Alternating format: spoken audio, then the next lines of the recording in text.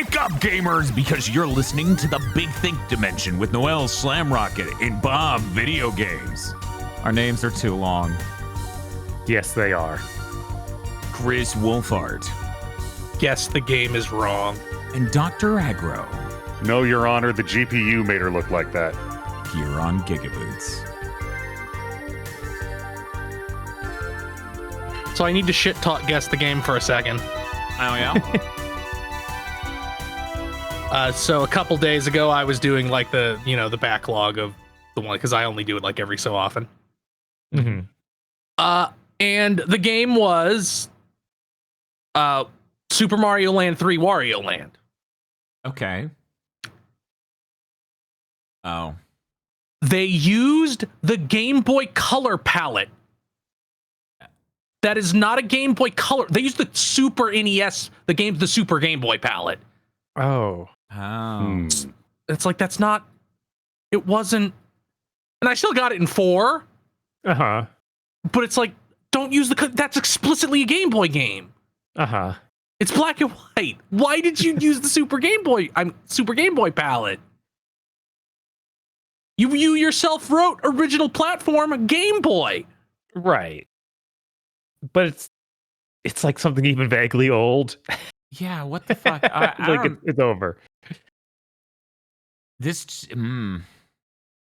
It's kind of like when someone's talking about a game and they're not noting that they're showing a ROM hack of that game. Like, oh, it's the colorized deluxe version of Rockman World. And I'm like, what are you doing? That's not... Or, what are you doing? Oh, check out Demon's Souls, and it's the PS5 version. Bob. What's up? We have to remove your gyro and pizza from the... No, my gyro and pizza. Bob, I ate at the Mediterranean place in the Walmart. Did you know that the big Walmart on the south side of town has like a gyro place in it? That must be new. I had not known that. It's pretty good. It's more expensive than I wanted to be. I need to go there and just get a gyro instead of getting the platter. Mm-hmm. But it's actually shockingly good for a place in a Walmart, you know? Yeah, that's crazy. I need to go over there. Yeah, it's pretty good. I wonder if I have a picture of it. I feel like I did send that to someone one moment. It's been a while, but I feel like my favorite gyro around here is still the one I got at Papa Gyros. But they're pretty far off. I need to go to Papa Gyros again. It's been way too long. Don't worry, if you're not into the food talk, we will be shifting shortly into something else. Okay, here we go. I'm going to name this image Walmart Gyro because that's fucking what that shit is. Okay, I think this looks pretty good, especially considering I did no adjustments to this image. What do you think, Bob? Oh, it's even a platter and not like just they sell a whole ass platter with like 4 slices of pita. The thing on the right's a garbanzo salad. Ooh. So it's like a chickpea salad with a dressing on top. As you can see. Yeah, was this a chain or is it? You think it's a local thing? I don't know. I have no idea. They have like the most generic name possible. It's like street food pita or something. Huh. Because as you can see on the wrapper. Mediterranean street food. Yeah, Mediterranean street food. It was really good. But here's the thing. So you're seeing that, right? Yeah. That's all the food. I got a cup of water. It was $17.50. Whoa. Uh-huh. It was like maybe $13? $17. What are you talking about? 17.5. So I think if I get the gyro and don't get the platter, it'll probably be fine. I think. Yeah, a lot of times the platters are way pricier. Also, the I got lamb on it, which was an extra $1. You can get chicken and beef, and it's cheaper. Okay. Anyways, that was delicious. You know what was a sort of delicious though, Bob? A metaphorical delicious. What was that? So shortly before Bob and I watched the Minecraft movie, we had watched the Sam Raimi Spider-Man films again. And I hit the teaser for Alex at the end of the movie, and I'm like, Bob, they're going to cast her as Kirsten Dunst.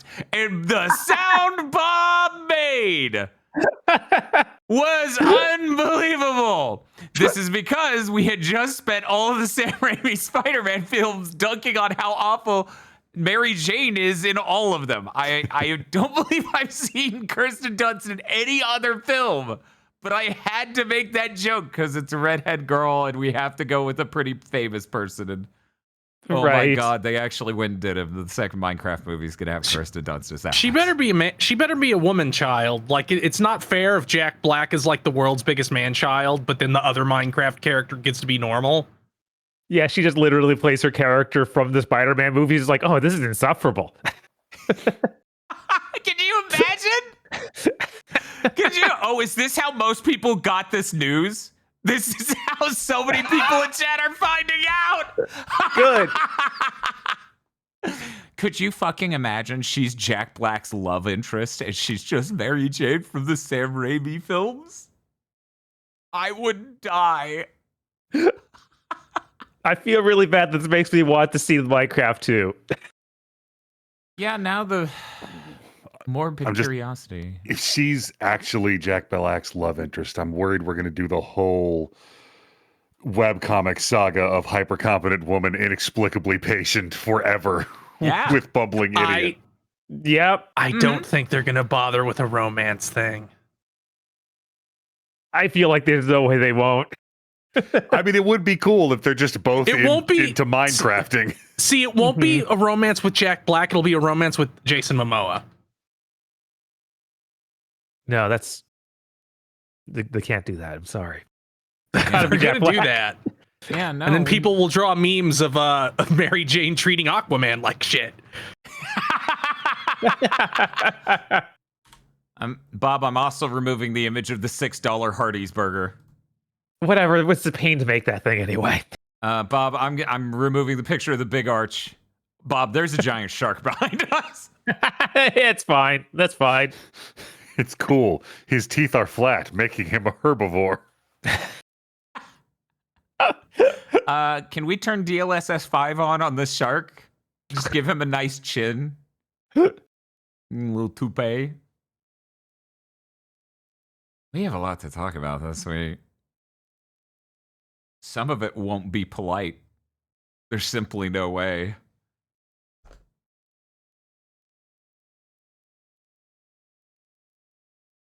Yeah. I did a shitload of stuff this week. I got so much done. Congratulations. If chat knew how dysfunctional a person I was, for one, they would pity me every second of the day. Secondly, they would be so proud of me this week. They'd be like, wow, you did it. You mailed a letter and shipped 2 packages and cleaned your car asterisk. So, I don't like the asterisk there, but okay. You're doing good. Okay, so I replaced the windshield wipers and refilled the washer fluid, okay? Okay. But, so we got a friend. They got to hook up with a free car wash, right? So they give me the thing so I could go to the free car wash. And it's only, okay, first off, I'll wrap myself out. I forgot to throw it in neutral because the dude had me stop at a specific distance from it that I didn't read the sign, because he was also standing in front of it. So I actually started driving through the fucking car wash when it's supposed to be automated. Anyways, so I went way back around and went through it again in neutral properly the second time. It was only at that point I remembered, wait, this car wash isn't very good at all. And it's not going to look like my car's actually clean. So there are some fun streaks on the top of my car that I need to go and fucking wash it properly myself at some point. I do have all the kit and stuff. I was like, oh, free car wash, yay. And then I can focus on all the other shit I got to do. But no, instead, it's better than it was. It's significantly better than it was. A Zips. I don't know what a Zips is. It's a chain of car washes. We have so many car washes around here. It might be one of them. Yeah, because there's like one on every other street. Because that's the one I use, and it actually gets my car clean. I normally just clean my car, but if you're offering a free car wash, that at least gives me a head start. I pay $14 for the Zips ambassador bullshit, so I just go through it once a week. Oh, that's cool. Does that leave scratches on your car though First time I ever Not that I can see. First time I ever went to a car wash with my current car, I came out and I noticed micro scratches all over it. And I'm like, oh, this is why car guys, like really obsessed car guys, don't do this. Yeah, because it's not scratching the actual surface; it's scratching that final coat they put on when you buy a new car. Yeah. I forget what that's called. I guess it's the wax, kind of or something. But yeah, I don't think so. But I also can't see the top because it's an SUV. Oh, okay. Yeah, that'd do it. Anyways, it was a good start. It's a good start. Also, I put the asterisk there because I did not clean out the inside of my car. I didn't have time. I didn't have time because, chat, I was setting up for the Dragon Ball Z on Connect stream tomorrow. Oh my god, this is gonna kill us. This shit don't work for fuck. I'm glad it's short at least. There needs to be some kind of like clause where like if this shit just doesn't work to such an extent, you get to go do something else. No, we just get locked in the room for 8 hours with a game that's 3.5 hours long. You think with the calibration? Once we calibrate it with the face, it'll be fine. You need to bring over the calibration face tonight, so that way I can see if it helps at all. We're gonna turn on the stream tomorrow, and Bob's gonna be in white face because that's the only way to make the fucking Connect register him. So he's gonna be sitting there in the white paint from clown makeup, and just like it doesn't detect you if you're white or if you're darker than printer paper. You really need the powder with the lead in it. That's what's gonna reflect the light. Oh, okay, you sure? I'll do it. I'm just a little nervous. Don't be nervous. It's lead. Lead never hurt anybody. It in fact empowered our predecessors. It's true. Look how hard they got done. You can thank lead for most of our elected officials. It's true. Shit. Ancient Romans used to eat the shit. And they're all right. Yeah, we played that game. It was fine, right, Bob? I don't think it was fine. It wasn't? No, most of the dialogue in that game was them trying to run a bit. To put it another way. Yeah, for people who missed it, we played Ancient Roman, the absolute classic Japanese Japan exclusive JRPG Kusoge, which was supposed to be a Final Fantasy VII killer, but you could tell they barely got a video game together there. Yeah. Oh man. The writer keeps forgetting shit they wrote in. One of the first things in the game never comes up again, even though it's obviously super of importance. You're digging up this dark gem to empower monsters, literal monsters in this game. And then the slave camp overthrows itself. And then you all just go, what are we doing? Let's go on an adventure. Yay. And the tone of the game is so fucking weird and unaware of itself. The dark gem you discovered at the slave camp never comes up again. The game becomes about the people becoming monsters disease, which is the name of the disease where people become monsters. They say the full title every time. Oh no, you know what it is. Oh no, do you think he's suffering from the people becoming monsters disease? I mean, like, honestly, if I discovered a disease that turned people into monsters and I knew the time was of the essence, I feel like I would not fucking around naming it something Latin or Greek or in reference to some other virus. Like, no, this is the people turning into monsters disease. Oh my God, what does? Oh yeah, okay, I guess it's all in the tin. I don't have to ask follow-up questions. There are no follow-up questions. They speed run every basic plot line you could imagine for a JRPG in the first 3 hours and then kind of forget what to do with the rest of it. There's also, but with the first 3 hours, maybe 10 combat encounters. Oh yeah, that's the weirdest thing about this game. But let me cover the plot lines real quick before we get into that element of it. So in the first 3 hours of the game, you fall deeply in love with girl from slave camp. You confess your love, you do all of that, you discover you're secretly a prince, and then the entire rest of the game kind of pretends that didn't happen largely. It doesn't concern itself with any of it. As they go, well, you need to figure out what's up with the people becoming monsters disease. Go see this mage. He's important and knows things. What do you mean, what's up with it? People are... I feel like my diagnosis of people turning into monsters disease is raising a lot of questions answered by my diagnosis of people turning into monsters disease. So you go to this guy with the certificate, basically, from the fucking chancellor or whoever's running the kingdom when you're not there, because the king isn't. The king's out of the picture. And you give that certificate to the mage, and the mage goes, "Oh, you were sent here by him. Excellent. I know nothing."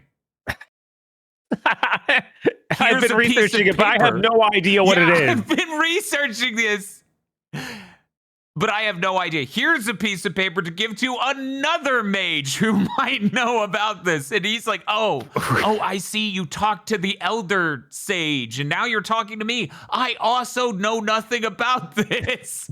Did the wizard start running insurance? Do I need prior mystical authorization? Yes. I have no idea why. We went through like literal trials that were just towers to try us. And all for nothing, just for them to be like, fuck.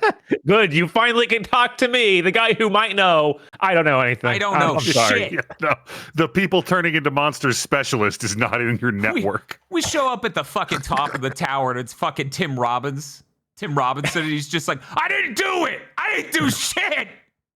We're like, we didn't say you did it. He's like, oh yeah, then I have no idea what that's about, man. Sorry. I'm like, why did I go through any of this? God. And yeah, as Bob was saying, this is a JRPG. You maybe do 10 battles in the first 3 whole fucking hours because the game is paragraph after paragraph of terrible comedy bits that suck. Did you ever have to go grind? Like, did you actually escape without having to do that? So we grinded just because I wanted to, and that, drumroll please, was 5 battles. There is an axe in this game. Only one character in our party can do it. It's called the Sleep Axe. Aggro. Huh. You know how sometimes JRPGs and other RPGs are like, well, this is a boss. You can't do the more bullshit status effects to them, right? I'm familiar. In this case, not only can you do the sleep status effect to everything in the game, the sleep status lasts 3 turns every time and hits 100% of the time with that axe.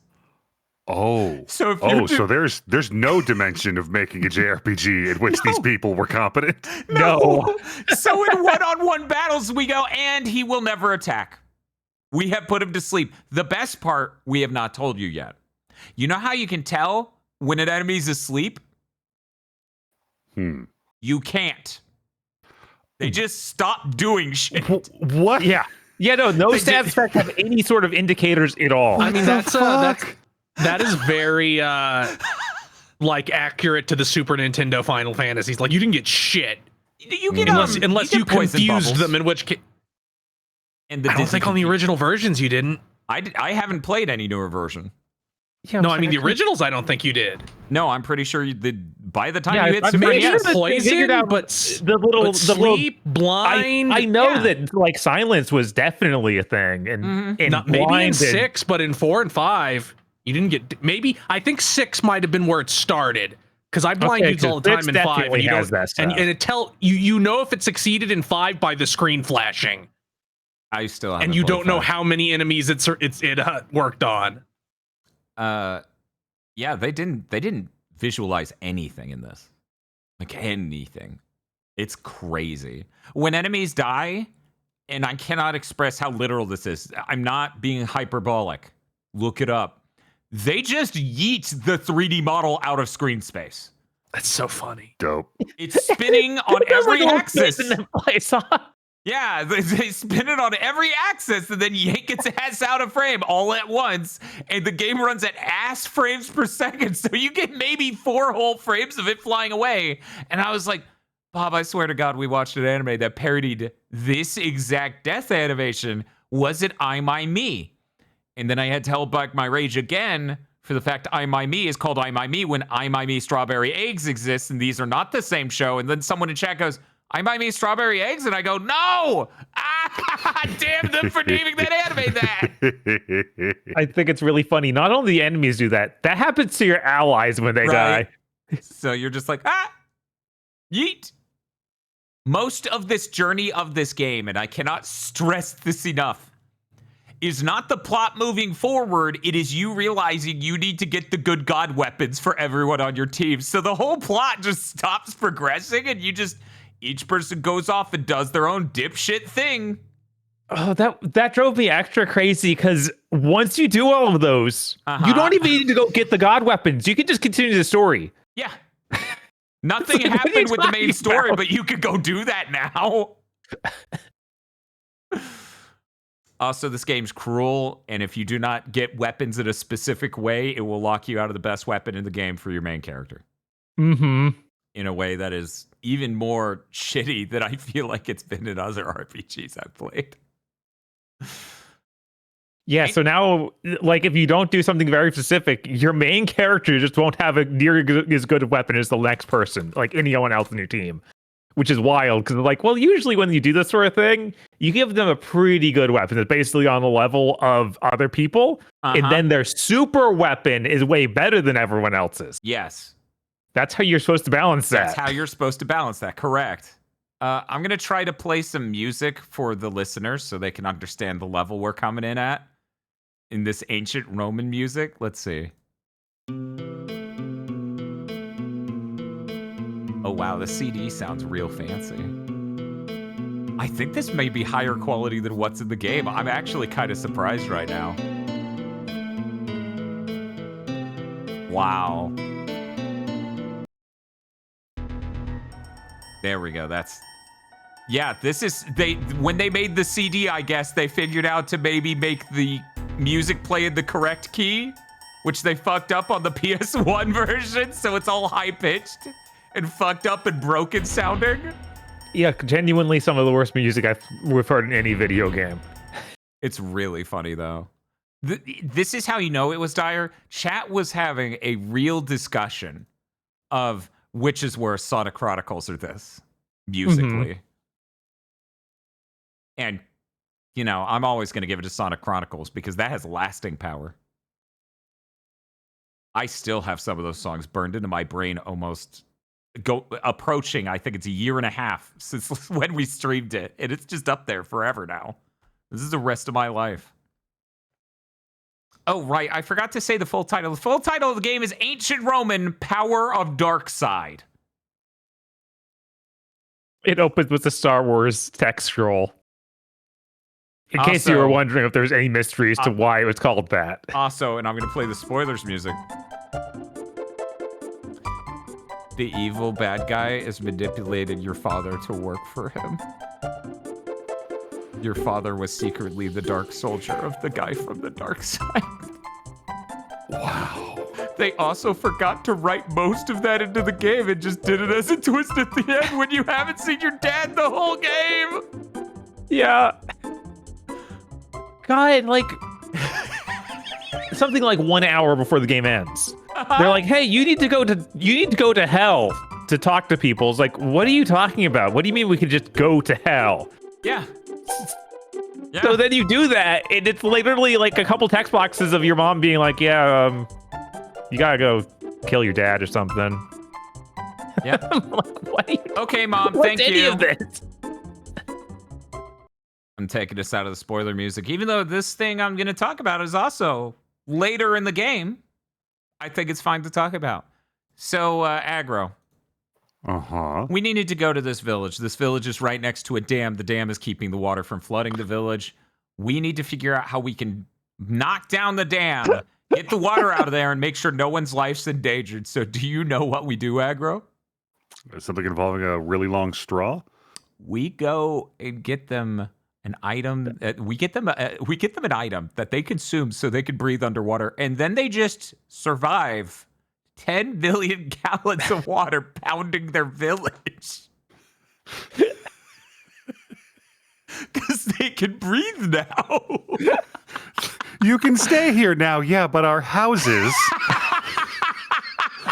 are 1.5 miles downstream. And then it's like, drowning's not what you're worried about in that situation. And then when we show up after breaking down the dam, they all thank us for some reason.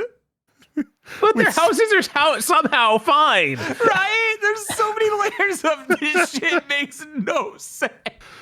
We survived the hurricane because of our raincoats. Thank you. Yes, thank you. Also, the hurricane was your fault, but That is something special. Yeah, no, this game, there are multiple points in the playthrough where both Bob and I are like, was this literally written by a child?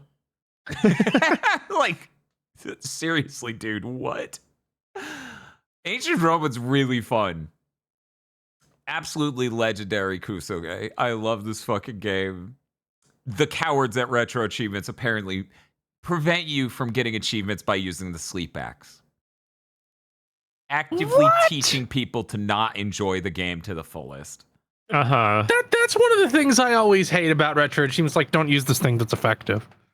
It's like, but why should not having knowledge of what's effective be part of getting these achievements? Right? It's like how I look at the Mega Man Legends 2 achievement set, and it's like, beat the boss with no equipment and no healing. It's like, what? For every boss. Uh-huh. It's like, fucking why? Why is this not a subset? Right? Yeah, and that's the thing. I understand that if there was like a no sleep axe subset, but dude, the point of Retro Achievements to me, the point of achievements in general to me, is to form a better appreciation for interesting little intricacies in the games, interesting ways to play them even, and get more appreciation for what the game is and have a good time just chilling and doing that. And so many times they're like, do not engage with the game to the fullest. And that sucks. That really sucks. Speaking of cool ways to play a game, hey, y'all know how in Crash Warped you play through the game and Crash gets a bunch of new abilities, but he only gets one per world? So to get the running shoes, you have to beat the final world in the game.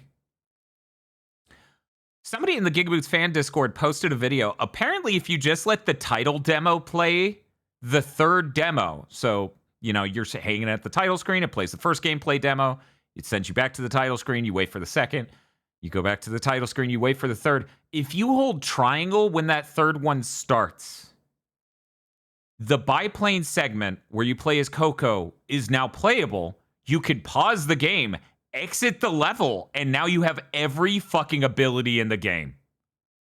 So you could just play through Crash Warped with every fucking thing. I've been waiting forever to do some shit like that, and that's actually, you don't even have to cheat for it. So anyways, someday over on the side channel No Slam, I am absolutely gonna do that because that sounds fucking fun as hell. Why wouldn't I want to double jump and hyperspin and rocket launcher and run through every fucking level in the game on the first playthrough? That's sick as shit. I don't know how people found that out. Anyways, before we move on from Ancient Roman, people need to see the title screen for Ancient Roman. They have to see this. I'm gonna vomit. Like, it's unbelievable in every way. This game is unassailable. There will never be another game as so shit posted together. I've seen some Game Boy Advance games with title screens like that. It's a little low effort for PS1. The best part, you see how that's just like a map? Yeah. Right? Mostly. Yeah, Ancient Roman doesn't take place on Earth. Oh. No. It has nothing to do with Romans. Look, something fucked up happened to Canada. It's fine, they promise. This fucking video game, man. It's so fucking funny. More... Yeah, exactly. Generative AI could never hallucinate something like Ancient Roman. I like that we're not even saying creating. Like, obviously, Ancient Roman would be the product of nothing but hallucination after hallucination. Which is, to be fair, maybe how it was made. Maybe these people are all sorts of fucked up as they're like, dude, I've been writing for 3 days straight. It's fire, dude. Put it in the game. We're theorizing that they turned this a 3D game very late in development. Yeah, I think there was pretty good source on that because the people involved with its production on some end had only ever made PC 98 and 88 games before that. And there is a sprite in the game of the main character for the 3D pre-rendered backgrounds that form the world map. And that sprite looks like a PC 98 sprite, so I wouldn't be surprised. It starts 2D. They go, Final Fantasy VII is really cool. We could do that. And then this came out after Final Fantasy VII.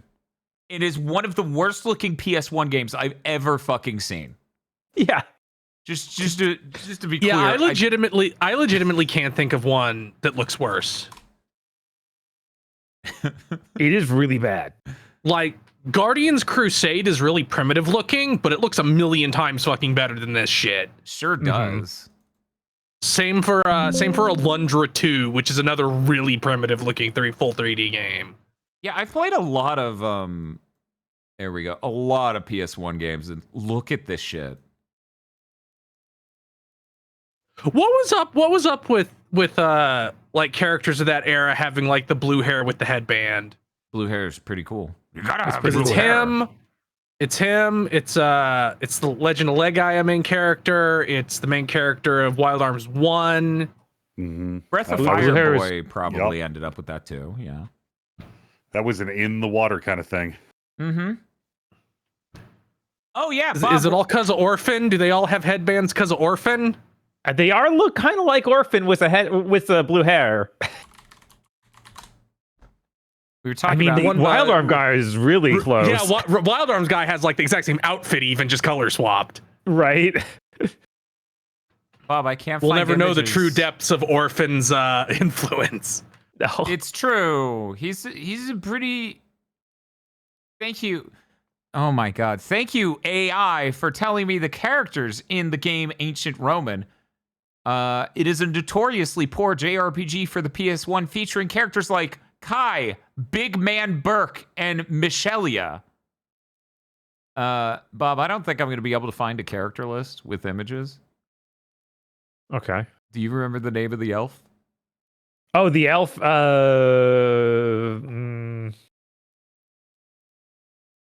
need you to understand this elf is just the record of Lodos War elf. They just went, thank you. I mean, yeah, that makes sense. We needed this. Mina? Celise in Final Fantasy VI is also just Deedlit, like 1-to-1. At least they recolored her. Like they gave her a different color outfit. Didn't they? I'm not sure they should. Yeah. I'm pretty sure she's not wearing the green outfit. I think that she's got like a white and green outfit or something for Final Fantasy.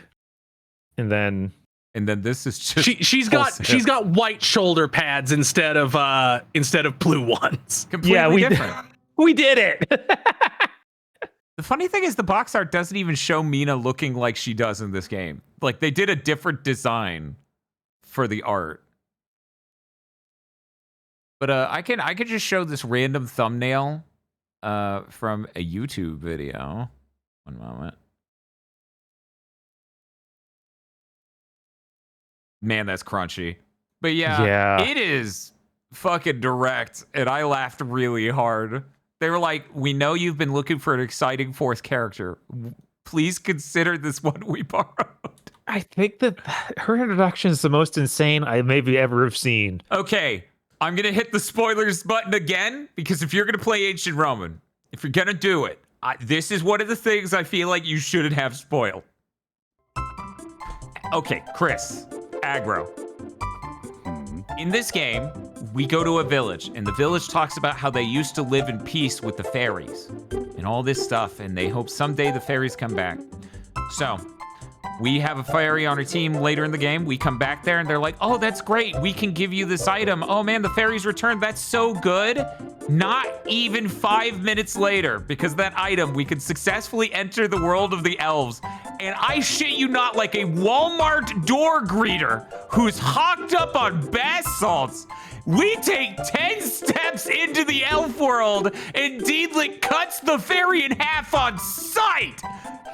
And then the cutscene ends, and she goes, oh, I'm sorry, I didn't know the fairy was your friend. We're like, what? You didn't say a single word to us, and just hit her with a sword the size of her vertically. And so she stays in the hospital bed the entire rest of the game. And then the person who did it's like, I can join your team. And I'm like, dude, sure. fucking And I feel like that also triggers the story completely forgetting what it was about at all. Oh yeah, no, we're now like on the third layer of the onion that we just threw away. Because like the rest of the game up to that point was a love triangle with the fairy, the slave girl camp girl, and your main character. And then the fairy drops out, and it's just they have forgotten what they're writing at all. Like we just basically the main character and the girl stop talking. It's okay. So you've mentioned this girl from the slave camp a couple of times, and I need to check in. What was her status at the slave camp? So it was a slave camp of people to dig up ancient ruins because we were searching for the dark gem. We were also in the slave camp. We were also a slave. The entire job of everyone in that slave camp was dig hole. Okay, so she was enslaved at the camp. Yeah. Yes. Okay, I just at no point was that made clear, and I really this game is crazy, and I wanted to check it. Our job is holes, but not in the way you're thinking. Yeah. Yeah, no. It's a beautiful game that has no idea what it wrote even 1 hour earlier. Mm-hmm. It's so funny. It's so funny. I've read unpublished authors who read like this. Do you have an editor? Yeah, Word. No, like a human oh my god.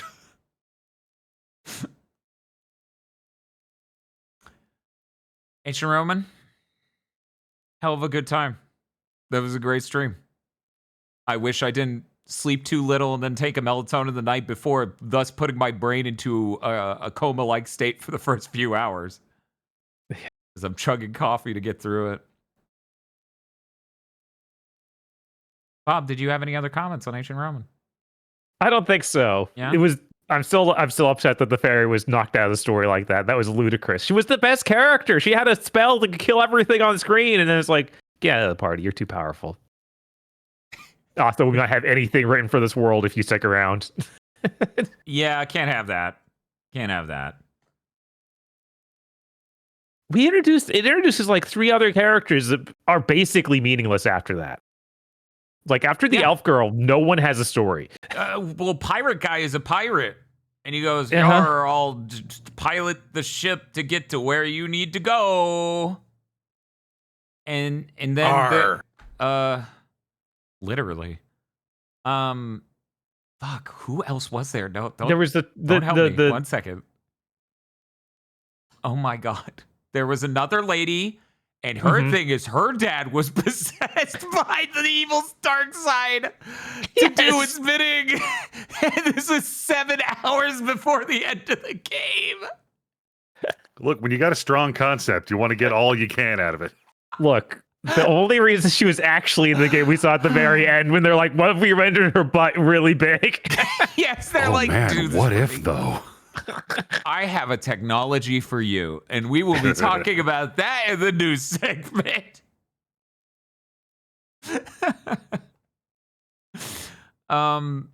Yeah, wait. But yeah, it's like a wedding between other characters, and it just starts out as someone of her butt. It's pretty funny. It's pretty funny. Bob, there is another character we're forgetting, right? The pirate person, that girl. Burke, there's also the random knight leader who stuck around for like, I don't know, 20 minutes. Yeah, that wasn't very long at all. I swear we had a 6th party member by the end of the game, but I can't fill this list. Is that not 6? No, because it's because initial 4. No. And then here, just count it down. Us, love interest, Burke, elf, pirate, big butt lady. Okay. Yeah, that's 6. Yeah, that's 6. Okay. Big butt lady. Only one cutscene. Yes. Man, that fucking game. That fucking game has no idea what it's doing at any point. It's so funny. Every single thing about it, you could tell to someone who spent 0 seconds thinking about the ramifications of their universe in the way that Aggro always comes to a spoiler cast to complain about. But the text here is nothing but those moments. It's like the inverse of the fucking Mario movie where they have electric cars instead of fuel cars because, the dinosaurs didn't die.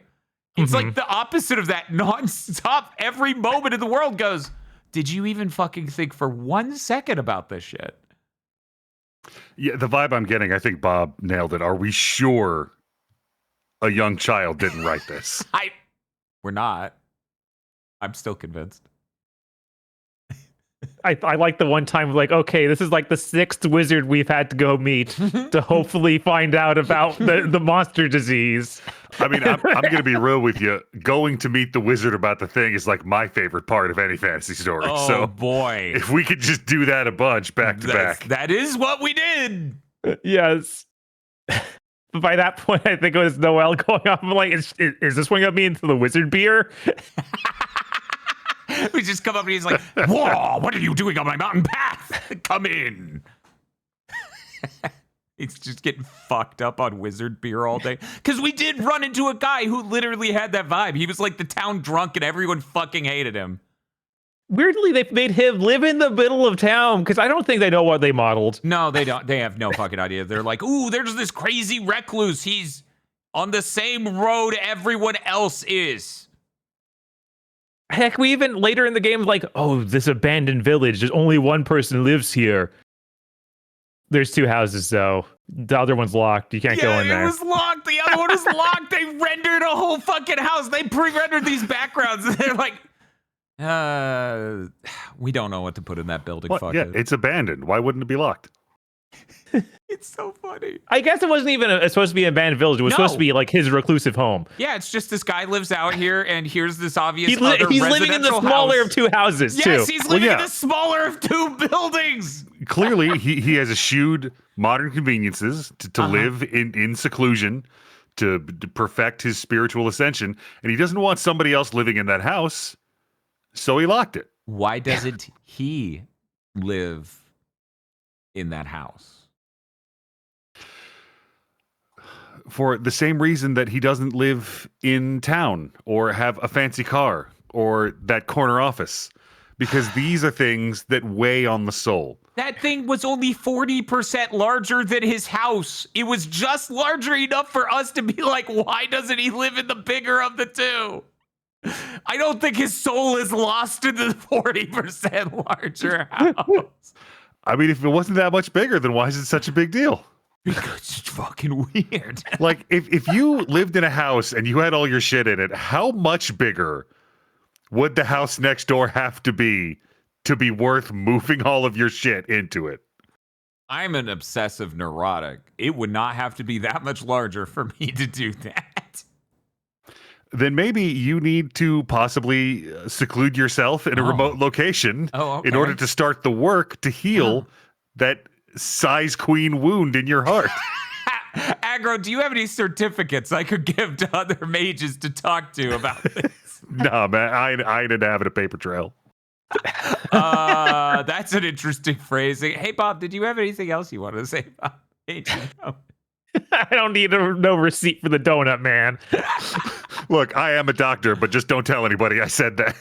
Aggro, you're being recorded. That doesn't sound accurate.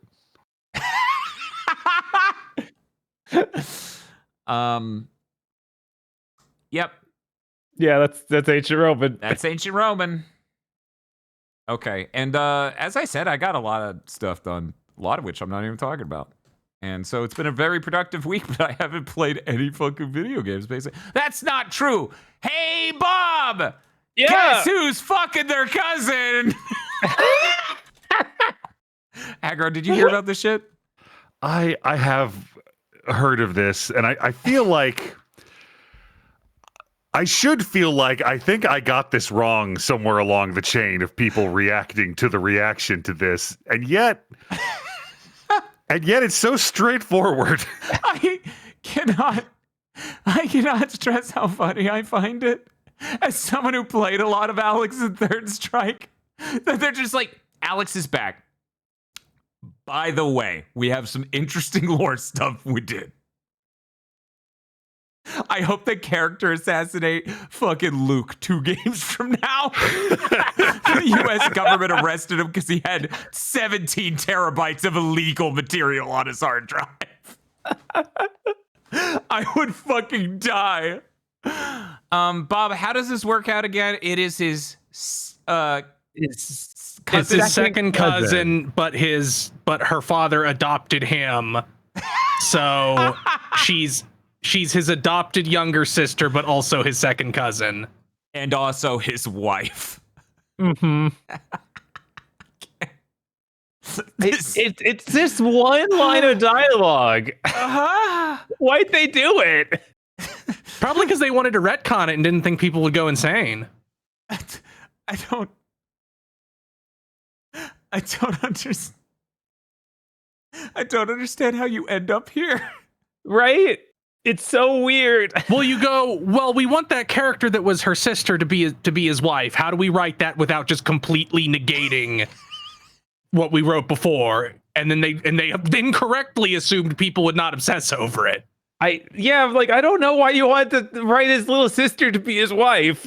Let's work back you from have there. That character, and you can't introduce a new character that looks exactly like them. That'd be strange. And have a whole different host of questions. You're saying some things, and I think there's some reasonable things. Aggro, if you could just look at the preview, I feel like maybe at some point you could have stopped yourself from making this. Yeah, maybe don't make this exact image. Maybe don't make this exact image. You know what? They see people being okay with the Fantastic Four. Yeah. Look, just because you don't happen to be the target audience for a certain kind of thing. Couldn't we have increased your age a little bit? Maybe a little bit. Maybe have them more similar in age. This is insane. This is so fucking wild. Oh my god. There were so many memes and shit. I nearly puked. I need to not think about this. Anyways, Bob and I played Street Fighter 6 and it was pretty cool. Yeah, no, the Alex seems like fun to play. Yeah, I wish I wanted to spend that much money on DLC. Oh, here's the thing. Can you buy characters separately? You can. Yeah, you can buy the character separate too. Okay. However, you have to use the fucked up Capcom currency. Mm-hmm. Okay, that's fine. No, it isn't. Because the lowest amount you can get is just barely shy of it. And the next step up is much more than it. I'll buy the cheapest one twice. That's less than $40. I am stunned it is not illegal to do that yet. Yeah, so am I. Right. That whole paradigm needs to be stopped. Yeah. I was so much preferred back in Street Fighter. I think even 5 had just every costume and everything up on the PlayStation Network. Then it's properly regulated and whatnot, and they can even do sales. Can you imagine? No, Noel, zoom that thing in on the other baby face. It reminds me of something, and I can't think of it.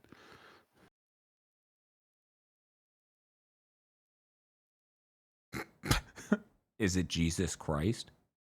No, in my experience, Jesus Christ usually looks like a 40-year-old man. Oh. As an infant. It's a whole thing. It is a whole thing. God. Sorry, speaking of medieval depictions, reminded me, I had that thought this week of, I was looking at my timeline thing, and I have not seen this many people litigating consanguinity in a marriage this hard since it involved the King of England. I guess they were well, he's from America. It's legal over there for this level of relationship in some states. So sure. Yeah, but I don't think it's illegal to marry your second cousin anywhere. Second cousin is fair game. Pretty much everywhere. Yeah, this is fair game. I also think it's funny that Bob said America, and it's do you mean 99% of the world forever throughout human history? Yeah. Look, I think the thing that's interesting is they must have mistaken New York for Alabama. Because I don't know. They were writing a backstory for a dude in New York, and they're like, I don't know. I don't think Woody Allen's from Alabama. I don't know that he isn't.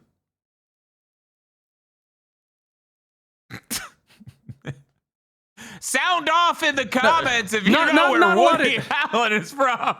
Not a lot of Jews in Alabama, Noel. They kind of took care of that in the 60s. Did they? That's crazy. I didn't know about anything. To the best of their abilities. What a great state. Anyway. They changed Alex from being a charged character to being a weird. What's up? To being charged. Was he a charged character? Yes. He had a few charge moves. I guess his Chris, throws I just were. got done saying I play a lot of fucking Alex.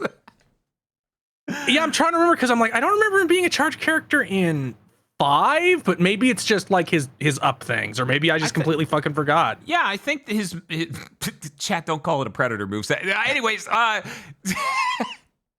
pretty sure he's still a charge character in 5. I'm pretty sure he's still a charge character. They might have added, because he's not all charges. Mm-hmm. You know, but he has some iconic moves that are charge moves. So playing him without those, the way they changed it, is like really fucking weird. But yes, it's true. They gave him a new stance. It's called the Prowler stance, not the Predator stance, Chad. And I saw the clip of them talking about this on the Castle Super Beast. Yeah, Castle Super Beast. It was like, yeah, he's prowling around his own house. Oh no! Christ. It's right. Yeah, I know a lot of people have a lot of opinions, okay? I'm going to need more character assassinations like this. I'm going to need more. We wrote some shit in that makes a lot of people who've been playing this dude for 2.5 decades go, excuse me, what? Character assassination. He's a wrestler. You can't assassinate a wrestler's character. Look, they want to make sure you get it. And that's important. They're gonna reveal that his father was actually the Street Fighter version of Vince McMahon. Good. I need them to do this with every character. As I said, I better get some heinous fucking lore for Luke in 2 games. He already works for a paramilitary group. We can get worse. Again, have the US government arrest him for 17 terabytes of some illegal material on his computer. And then he's escaped from them. And in the trailers, just be like, the US government is hunting down Luke. And everyone's like, oh, that's really interesting. I hope Luke escapes. And then they play the game. And they're like, that motherfucker should be executed. Okay. See, it all makes sense. Alex's adoptive father and his wife's actual father is based on a French man. So everything makes sense. Specifically John Renault, which is strange. I didn't say this didn't make sense to someone.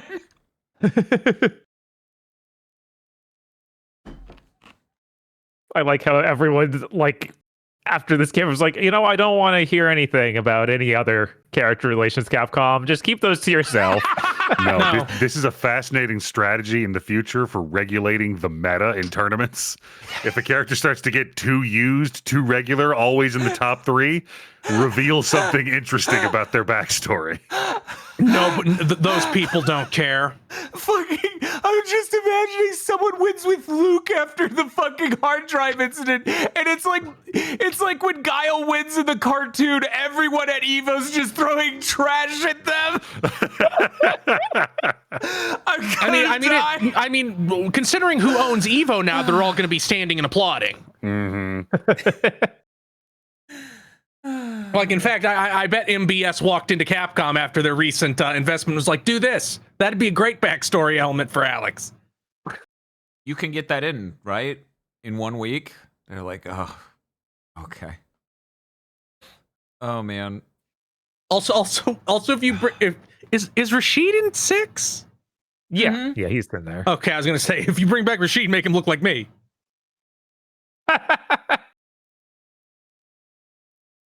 Oh, my head hurts. Yeah, I don't know. Alex was neat. I don't know if it's enough to bring me back into playing Street Fighter 6, especially since they're doing the fucky wucky with the currency, and that really pisses me off. Because I probably would have bought him if they just let me buy him, Right. Mm-hmm. Yeah. So. Yeah, I don't understand. Like, there's no way this actually translates out to them making more money. Like, I feel like it can't. Maybe 15 years ago when Xbox Live Points existed, and the idea of digital purchases was new. But now I feel like, no, there's no way. Wow. I'm looking this up so that way we can talk specifics with it.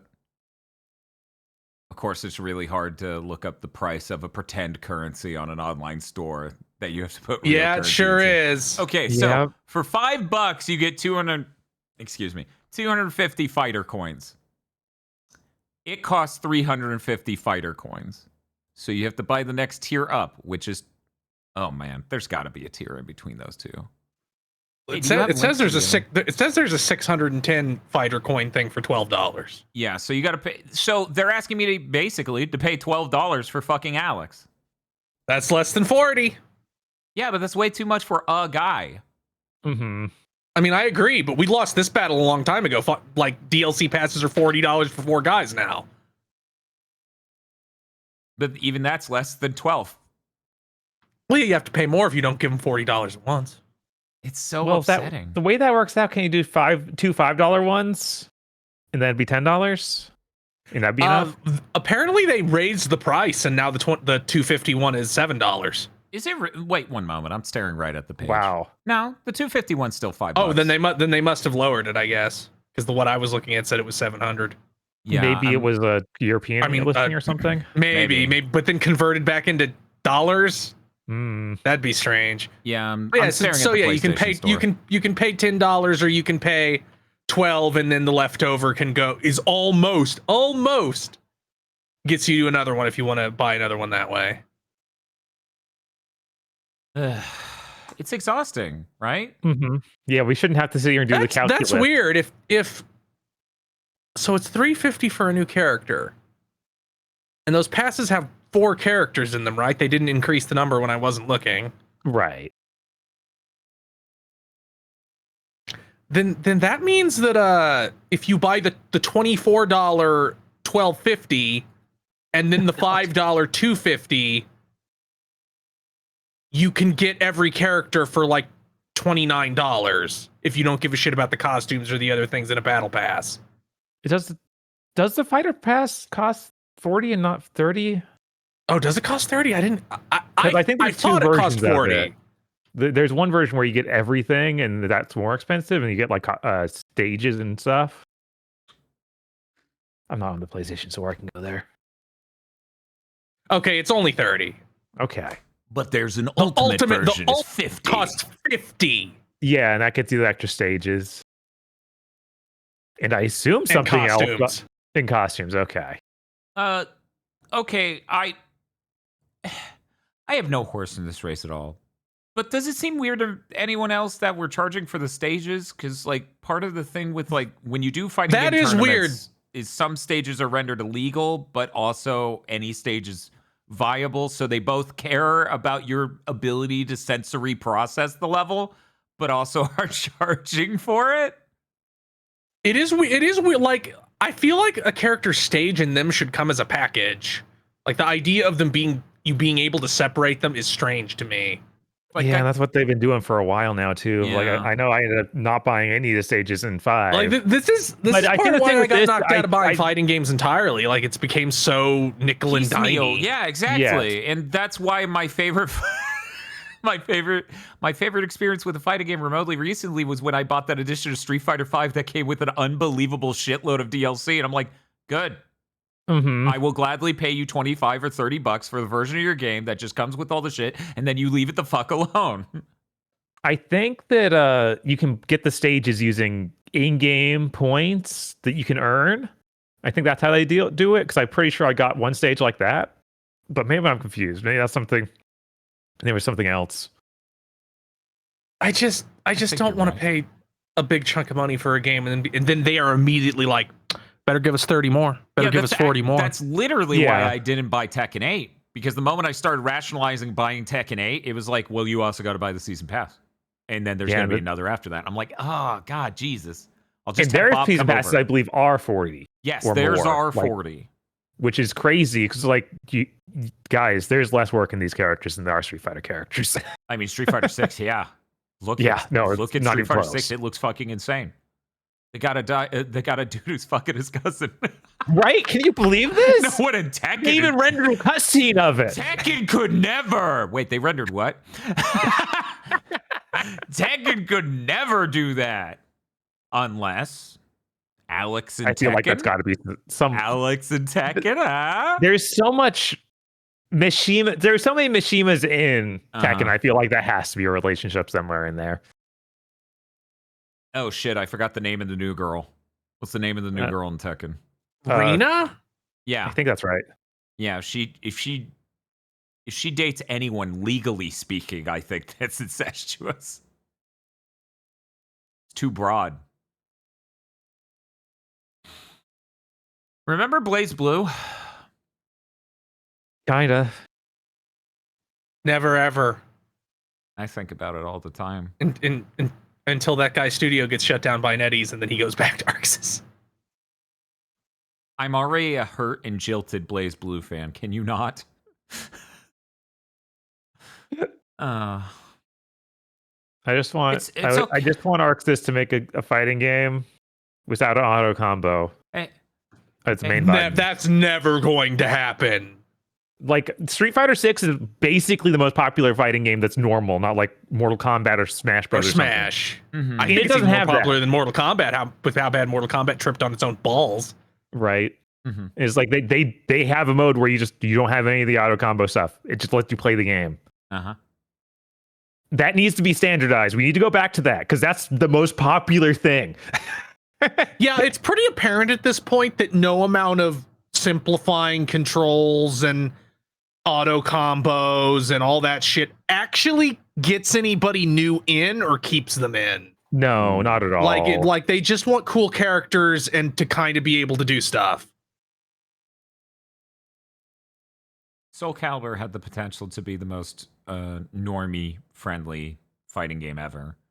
And it somehow feels like they dropped it slowly over the course of the entire franchise. Like somehow it never Tekken was the rose to biggest occasion. last gen, and then they totally fucked it up, probably with pricing with 8. Mm-hmm. Because like everyone, like Smash Bros. And Soul Calibur on Dreamcast hit that tier of popularity that barely anything past the original Street Fighter 2 did. And then it felt like over the course of the Soul Calibur franchise, it became less and less popular. Mm-hmm. Yeah, it felt like 6 was supposed to be them getting it back, and somehow that didn't do great. It didn't work at all for some reason. I don't know. Yeah, I'm not even sure exactly what it was missing. I guess it was missing good netcode, which is very good vital netcode's very important, and like I know from a modern perspective, this is really easy to forget, but load times on 8th gen consoles were fucking terrible, and that makes fighting games way less fun. No one wants to wait 40 fucking seconds to do one match. I think 6 sold like okay enough. It just didn't sell nearly as much as Tekken 7, which I think is the best performing Tekken. If not the best performing, it's got to be close. That sold a lot. Well, it's got Negan. And then I think they moved everybody who made Soul Calibur 6 over to the Tekken 8 team because they like promoted too many people from that were leads on Tekken into management.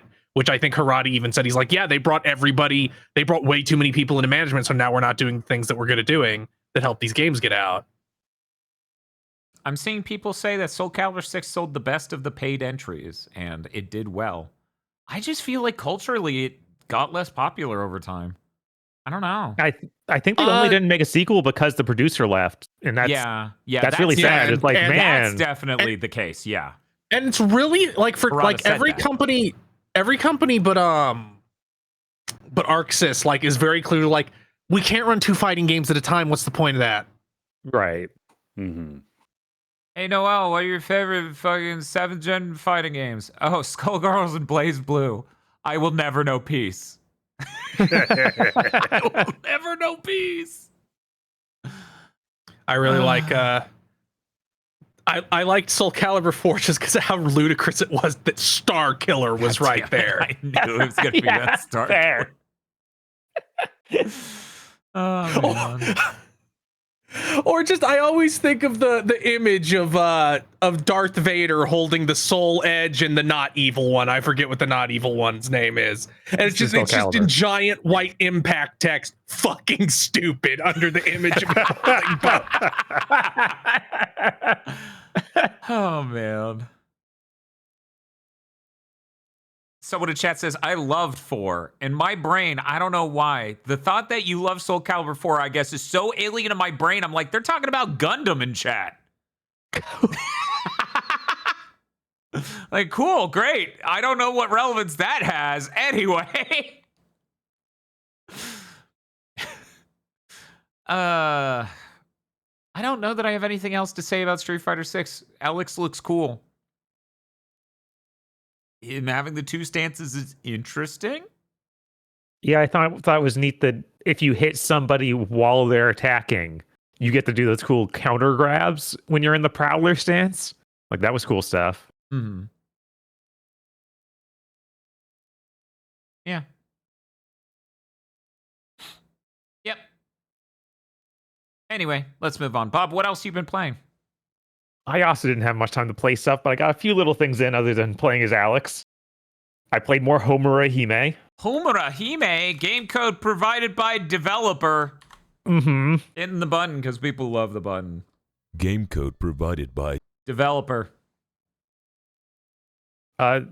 This game continues to be fun. I played another stage in it. Every boss does seem like they're actually fine and we're horrible for going there to kill them. Because I got to the lady you showed last week that just clearly is like a Hex Maniac style lady.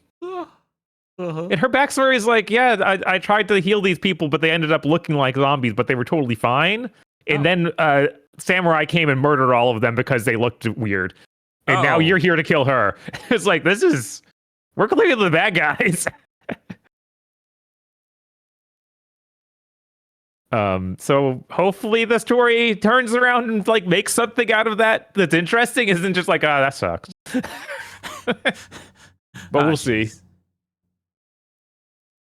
I also this morning got to play a tiny bit of 7 Deadly Sins Origin. Are you? Oh shit, the Genshin. That came out? It came out like today. Damn. So give me the title again. 7 Deadly Sins Origin. I Bob, I remembered it. And I was like, that can't be right. That's stupid. That's a terrible fucking title for this. So, Bob, we were talking about a problematic, possibly age gap in video games earlier. Let's talk about 7 Deadly Sins.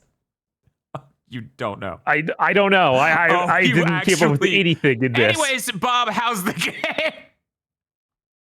The game is Genshin Impact. Have you played Genshin Impact? It's that game. Oh. It's literally that game.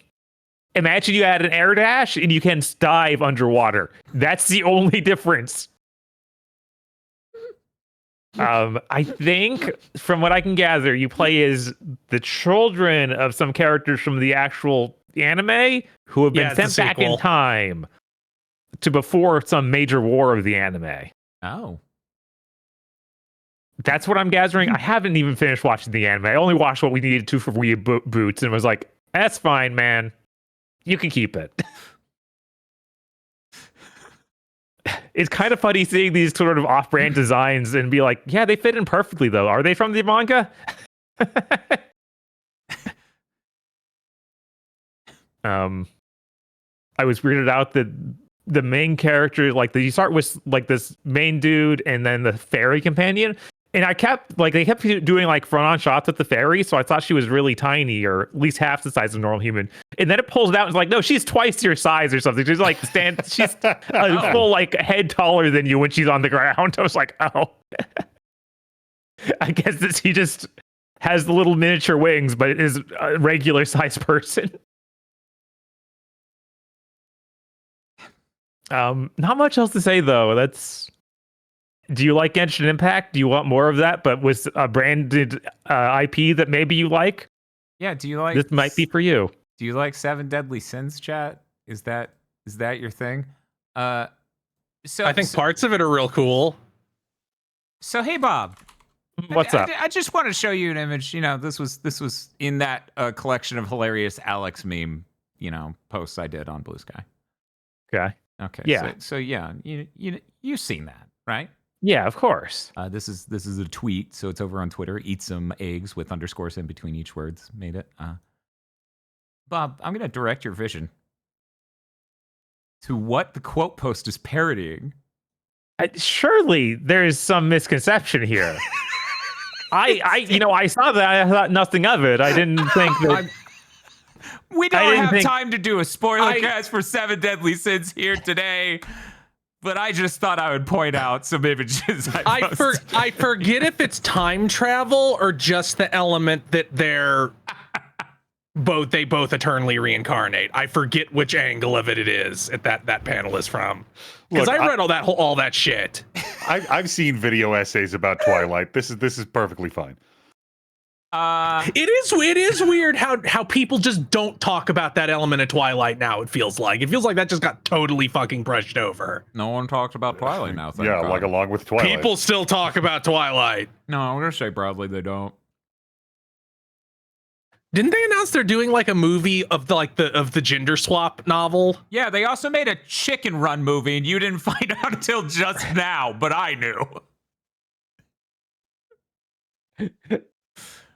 Did you watch the movie, by the way, Chris? Fuck no. You didn't watch this Chicken Run Netflix movie from 3 years ago? I make it a principle to not watch movies with Zachary Levi in them. Wait, they made another Chicken Run movie? Yeah, they made a Chicken Run 2023 movie 3 years ago on Netflix. Is it like a sequel or a remake? It's a sequel as far as I know, and we got a game coming out based on it, apparently, or something. Are any Twilight characters in it? It doesn't appear to be based on it. It's some weird top-down shooter. What? Like those top-down levels of Super Contra, like an isometric shooter. Who the fuck would make that from Chicken Run? I don't fucking know. Why is there a Rankin Bass Rudolph the Red-Nosed Reindeer PS5 game? I can't remember if that's one of the games that supports the Pro. Why is there a legend of like a Legend of Zorro, not specifically based on any actual Zorro thing they made? There's like, we're gonna make a Zorro game. Dope. Zorro is eternal. Yeah, Zorro's pretty fucking dope. But why does he look like Paw Patrol? Oh, there is a 4Kids animation of Zorro. Do you want to know how I know? How do you know? Let me see if it's in our news document. The people who made it are working on that Final Fantasy VII animated show. 9. Wow. Not 9. Wow. Did they make Zorro the Chronicles? I believe that's the name. Let me double check. Okay, that is what the game is based on. Yep. Yeah, Zorro the Chronicles. Man, it's crazy how that first Antonio Banderas Zorro movie is really good, and then the sequel they made bizarrely later, like 6 years later, was terrible. I never saw the sequel, but yes, the Antonio Banderas Zorro is great. I would love to watch that again. Man, remember how back then taking 6 years to make the sequel to a movie was strange? Yes. It's weird how movies had the exact and television shows had the exact same things happen to them as games. It's almost like unbelievable mismanagement by imbeciles is why all these things take forever to make now. Crazy. That's what happens. Who could imagine when you have a system that rewards these people grabbing more power and not actually doing anything of value. Every industry's just infected with these motherfuckers. It's depressing. I did see a hilarious Blue Sky post earlier this week where they're like, man, you really just used to be able to make video games pretty regularly. They were really able to pump them out. And the joke is they're showing the release dates of the Sonic movies. So it just says Sonic the Hedgehog 1, Sonic the Hedgehog 2 with 2-year gaps in between each. And I'm like, God damn you. These are the movies. Yeah. Man. Yeah, no, we're in a terrible place. We are. We are. There was one other thing I wanted to say about Seven Deadly Sins, the game. Uh-huh. Oh no. It left me. I don't know anymore.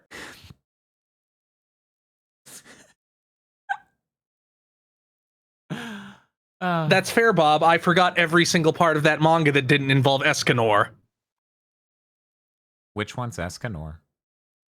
He's the little like dweeby bartender guy who becomes a jacked super Chad during the day, and his whole thing is just being Kenpachi on every single guy he fights.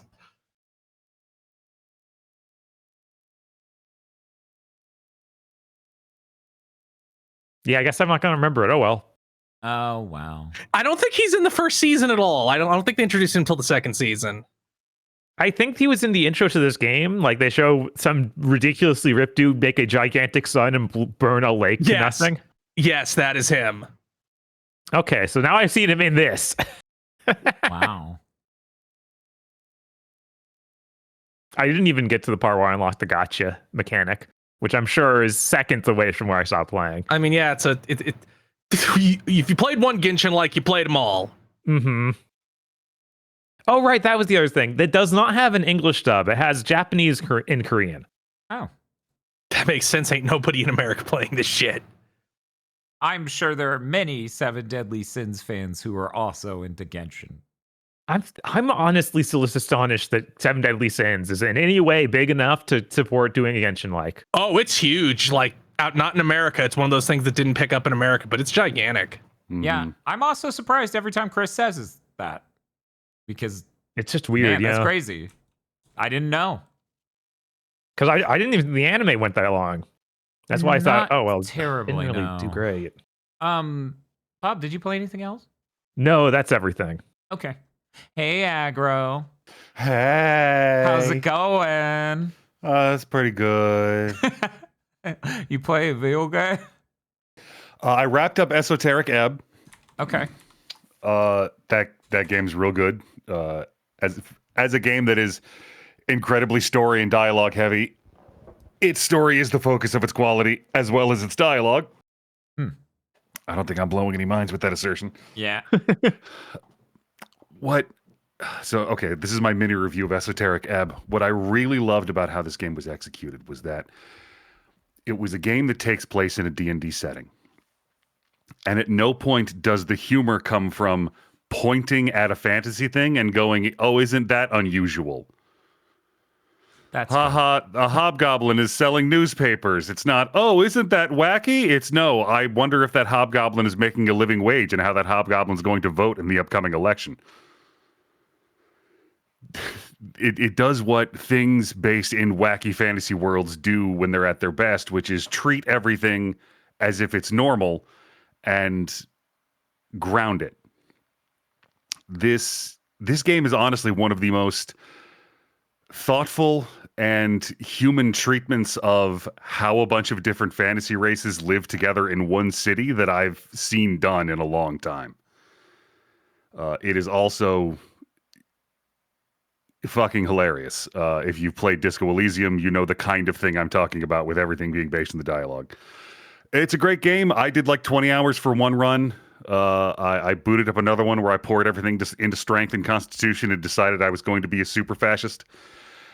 And may have stumbled across a thing that I misapprehended early on in my first save file where your boy may have unintentionally just ignored a thing that would have given him fast travel for a chunk of the game. Oh, no. Oh. I did wow. I did a lot of running up and down the multiple layers of that city, memorizing specific entrances. Didn't this happen to you in Octopath as well? It was for the first bit of Octopath Traveler 2, I just forgot you could fast travel on the map. Which, that in that game, I got super swole in the first part of it, so that all worked out. Right. But yeah, Esoteric Ebb, it was like 20-something bucks. It's real good. It's definitely going on my Game of the Year list. I can't imagine 10 other things coming out this year to knock it off. Wow. Right. Like this year is looking good. I don't know if it's looking that good. Yeah, I'm glad we're hitting games that good already. Mm-hmm. Feels good. I think I feel okay saying it. Bob and I had a couple conversations off content. I feel like this year's is going to be better than last year. I think we're already. I feel like I've already played 2 games this year that are better than any game that came out last year. I mean, honestly, this bangers coming out early in the year thing is kind of traditional at this point. Mm-hmm. Mm-hmm. I mean, that's when Grand Blue Fantasy Relink came out. Mm-hmm. I believe that's Capcom always drops their stuff in early. Octopath 2 was an early game. 13 Sentinel was as well. Infinite Like, Wealth. Early in that year. And Infinite Wealth, yeah. These were all like Q1 games. But I'm really excited for this year. I think a lot of great stuff's going to come out. And already has. It's going to be an interesting one. So other than that, I also picked... Sorry. Chat is saying 13 Sentinels was September. I thought Bob got that in the beginning of that year, and I just delayed playing it all the way until the last second. Huh. It wasn't even that long. Wow. Anyways, I can remember. I also picked up a little game called TR49, which is TR-49. This showed up at, I think, just one show over the summer. It's like $7. I hear it's around 5 hours. You wake up in a first-person view of a dark basement with a complex of vacuum tube computers. You walk up to a console and a radio character starts telling you shit that doesn't make any sense, but you need to activate the computer to do stuff. And you are immediately thrust into the process of going through this thing's manifold databanks that are all weird and corrupted, entering codes of 2 letters and 2 numbers to switch to entries that you can find to find a series of books, magazines, periodicals, letters that have been fed into the machine in order to map its corrupted database to find the specific book you want. So you have to go through articles and books and shit to find the name of the author, the year it was published, and the title of the thing.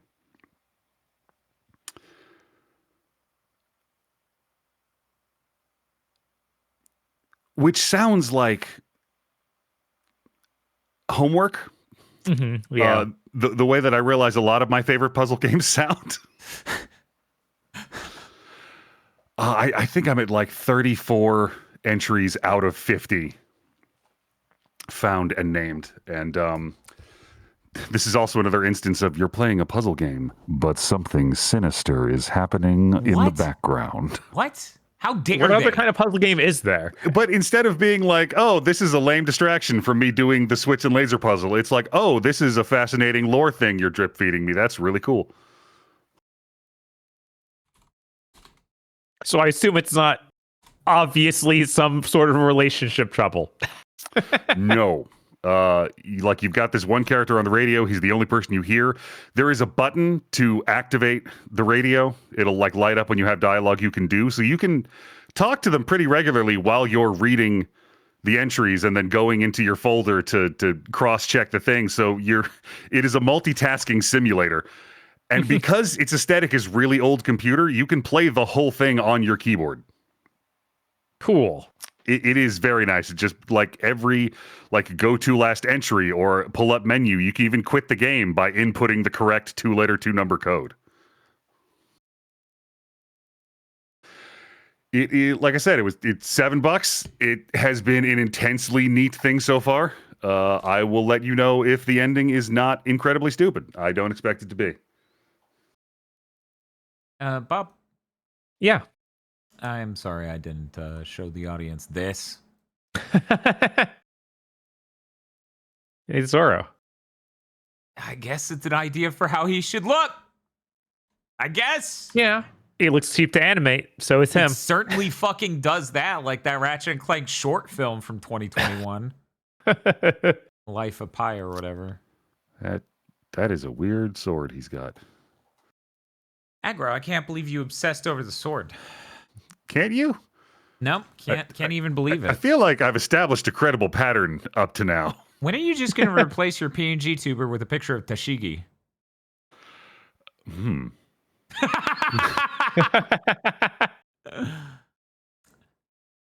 Did you play anything else, Aggro? I did not. Okay, we go to Chris now. Hey, Chris. I didn't play shit except what I streamed on Saturday, which was another playthrough of Mighty Number 9. Yippee! It's Mighty Number 9. I beat it 45 minutes faster this time, so I don't feel the urge to go back anytime soon. I dominated the game. I really fucking hate Cryo. She goes the way she's just like, The way she's just like, I'm going to shoot frame 1, even though that's not how I'm supposed to fucking work. Even though it's really obviously like if it's supposed to be if you destroy all the blocks I'm on in one attack, I fall down and get stunned for a second. But I won't even give you the chance to do that. Mm-hmm. Literally the instant those blocks spawn, I'm shooting. Yep. It's fucked Your up. 2D platformer shouldn't have freeze as a status effect. No, I always find that annoying as hell. But other than that, I played Sonic after the sequel, the second of the two Lake Vapard fan games I played.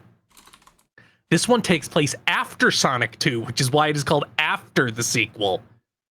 It's a lot better, has a lot nicer visual assets, has an amazing soundtrack, has some really neat level gimmicks, including one where Sonic becomes Spark the Electric Jester. Like he grabs the beam power up from Kirby and turns yellow and gets the hat and just becomes Spark. And it has, I forgot, it has the greatest final boss of any Sonic fan game, perhaps. Oh? Let me post a picture. It's going to be hard So to you beat Sonic Omens. you do the supersonic fight, you know, as you do. And then you're like, oh, is that the end of the game? It's like, no. There is a second supersonic fight. Where did I put this fucking image of it? Where is it? I might have to grab it from somewhere else. Where? No, there you are. And then Eggman gets the Chaos Emeralds, and this happens. That's pretty fucking incredible. He turns into Super Saiyan Eggman explicitly. His mustache becomes gold. That he can do the Kamehameha. How has and this the not Big Bang happened? attack? Mm. And you actually have a health bar as Supersonic. They'll do it in the next movie, Bob. Okay. And you just have to whip his ass. As he teleports all around the screen and does his machine gun punch as he goes across the screen. Or teleports on top of you and tries to punch you, or just does a screen clearing Kamehameha, or just does like a rushing back and forth across the screen in beams before crashing down from the ceiling. It's very funny. But yeah, I didn't really play a lot of stuff this week. But this weekend... Oh? This Saturday... Oh! I'm playing High on Life 2. Yay! Exciting. I'm playing High on Life 2, a game that is inexplicably twice the fucking length of High on Life 1. Fucking rip. I don't know why they did that. Maybe it'll become apparent why they did that when you play it. It'll be like, oh, that makes sense now. I hope. My greatest hope is that it's somehow not total dog shit. I'm gonna be real. All it has to do to be better than High on Life 1 is not feel markedly worse to play and not trap me in this is the joke is that this scene is horrible for 30 minutes at a time, multiple times throughout the game. I'll be shocked if that doesn't happen at all. Right? That's like the game. Maybe because Justin Roiland is gone. The writing will be a little different. I'm going to assume he already wrote all of High on Knife before he got fired. Entirely possible, yeah. I don't know. But then again, that implies Justin Roiland doing work and doing it ahead of schedule. That's true. but this I think this game has like different people in charge of the writing, so maybe it'll be better. Maybe? Yeah, maybe it'll be good enough and Bob will check it out. Wait, why do I have to do that? I'm so sad that the physical isn't until summer, so I cannot send it to you and Bob once I finish it. Oh, thank God. And it's not even a Game Pass game, right? Oh, no, it is. I didn't say that. They're trying to repeat that? I didn't say that. It's too late. It's on the record now. No, I didn't say that. That shit didn't happen. People with 1 month gift codes deploy. No. But yeah, I've heard it's real melty, so I'm looking forward to that. Oh, God, fucking Unreal Engine 5. What a great era. They really did invent a problem to sell screwdrivers that they only have a mid-gen refresh of a fucking whatever. Whatever. Fucking whatever. Hey, Chris. Yes. You excited for Bob and I having to play Dragon Ball Z 4 Connect tomorrow? Yes. It's gonna suck so much, dude. I'm so excited. I played it for 15 minutes yesterday, and I'm like, please do the thing I'm doing. Oh. Man, is it like in the 80s down there already? So the weather's weird. This morning it was 40 fucking degrees outside, and right now it's much hotter, right? Yeah, no, it jumped up to like 70 almost, and now it's back down to 60. I don't know what's happened. Yeah, I'm just thinking that like it's like, yeah, you're gonna be moving around in that room. You're gonna die. We're gonna die. And by the way, Bob, I hooked up your 360 at first. Okay. And it made such sad sounds. I just disconnected it and decided to find the real one. It's fair. It's that so thing depressing. The light doesn't come on anymore, Bob. Whoa. I thought it was dead because it was sounding dire and the light didn't come on. But I hooked it up to the TV and it put out a signal. And I'm like, we got to put this shit away. Oh, right. Should we talk any more about RE9? Or just save that for potential other content? I feel like we should save that for other content. You know, Bob and I talked about, we really enjoyed it. I said that the gameplay variety in it, I feel like represents all the eras of Resident Evil. And there's only one part that I absolutely fucking thought was bad and they should have gotten rid of it. Especially on replays. But yeah, we'll have more to say about that later. Just like we'll have more to say about how Grace is beautiful now later. Yeah, we're going to have a lot to say about that. We're going to have a lot to say about that. Anyways, please look forward to DBZ on Connect tomorrow. Look forward right now to the Pod Lords. Oh, fuck, the Pod Lords. Here they come. Yeah. Gabriel. I'm coming. This pleases me. It pleases me. Yes, that's right. The Pod Lords. Pod Lords such as BN12, Red Blaze 27. We're just normal men. We're just innocent men. Hey. Check out this cool cat girl I found. I don't think that... Sure. WTF, Spider-Man. Mr. I like spam. Muckbun. Endless MIDI bibbity boppity boo loop versus the entire soundtrack of Ancient Roman. Surprisingly, easy victory. I mean, yeah, I listened to that bibbity bobbity boo thing for 3 hours once. Chris C is very behind on podcasts. Cooper Tank. Are you alone?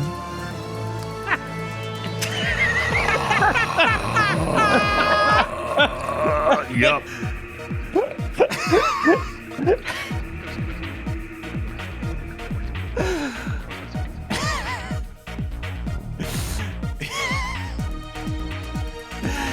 Indigo Sykes. Hey, Dr. Agro? Did you know nobody did introspection before 1910? Don't point that directly at me. Oh my god. I can't be a sociopath. That was only invented 100 years ago. Jesus Christ. The irony. 64 Master is still giving Playdate a chance. Shinji 16 cannot believe almost a decade later, one of the best puzzle games of all time, Opus Magnum, just got DLC. Huh. A raccoon and his good friend. Aww. Aww. Sarah Lene. Timothy Pfister is doing a chaos check-in, showing support for Stranger in Paradise 4th anniversary. Let's go, lady and gentlemen. You never get another game, man. I'm sorry. Well, the thing... Excuse me. But I leave the podcast. You can say that to any Square fan right now. That's true. Kingdom Hearts is probably the only thing that's remotely safe. Yeah. The Hard M. Bearded Joe. Groomerang Raid. Oh, come on. Come on.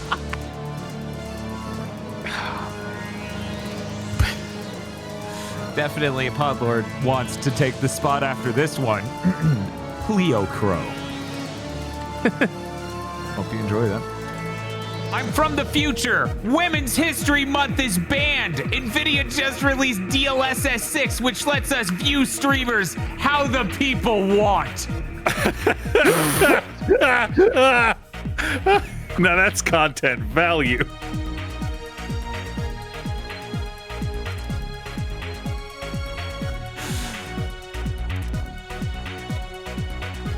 Listen, it was important for me for her to show up in live action One Piece.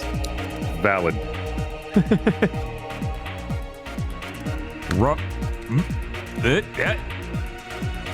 Roadhouse.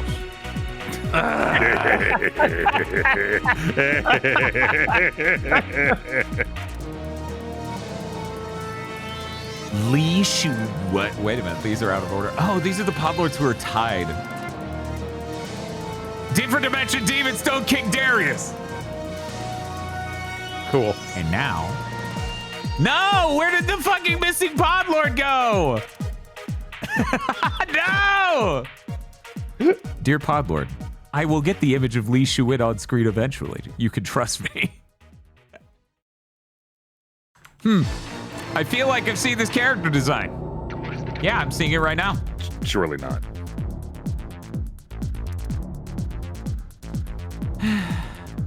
The coffin of and Yi and Lee. What a fucking pull. What, of all the ones I expected, this is certainly not fucking one of them. Why do I have these two nickels?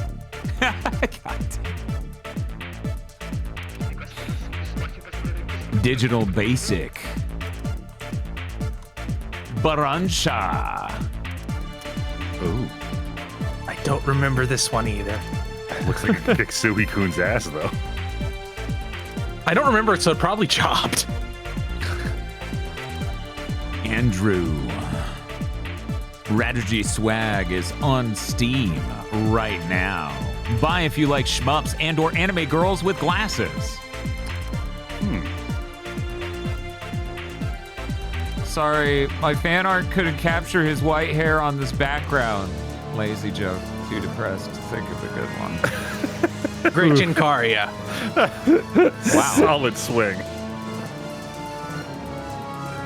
To make whiter white women, DLSS 6 will require drastic measures.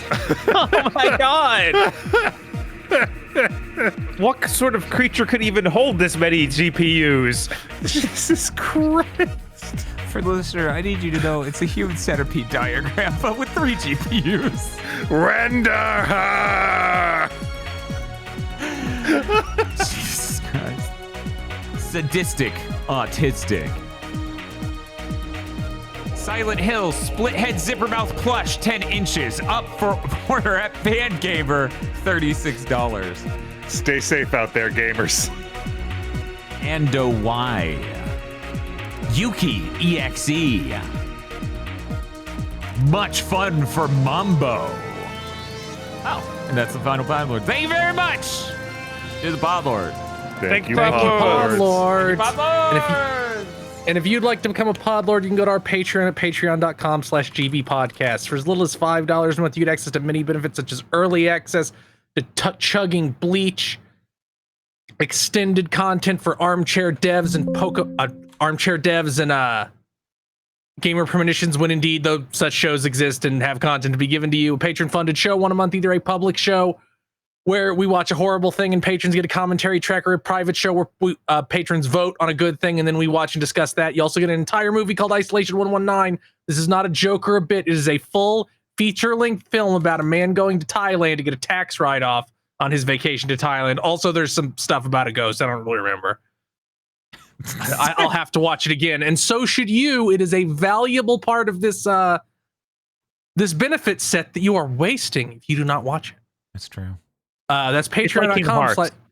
Yes, that's patreon.com/GB podcast. If you don't have any money, it always helps immensely to tell your friends, spread the word, rate us on Thursdays, rate us with a T on your podcasting app of choice, and leave a comment, subscribe if you listen on YouTube right now. Patreon.com/GB podcast. Lee Shuin, DLSS 5 on. Oh no, the chin. So strong. I promised you Podlord images, didn't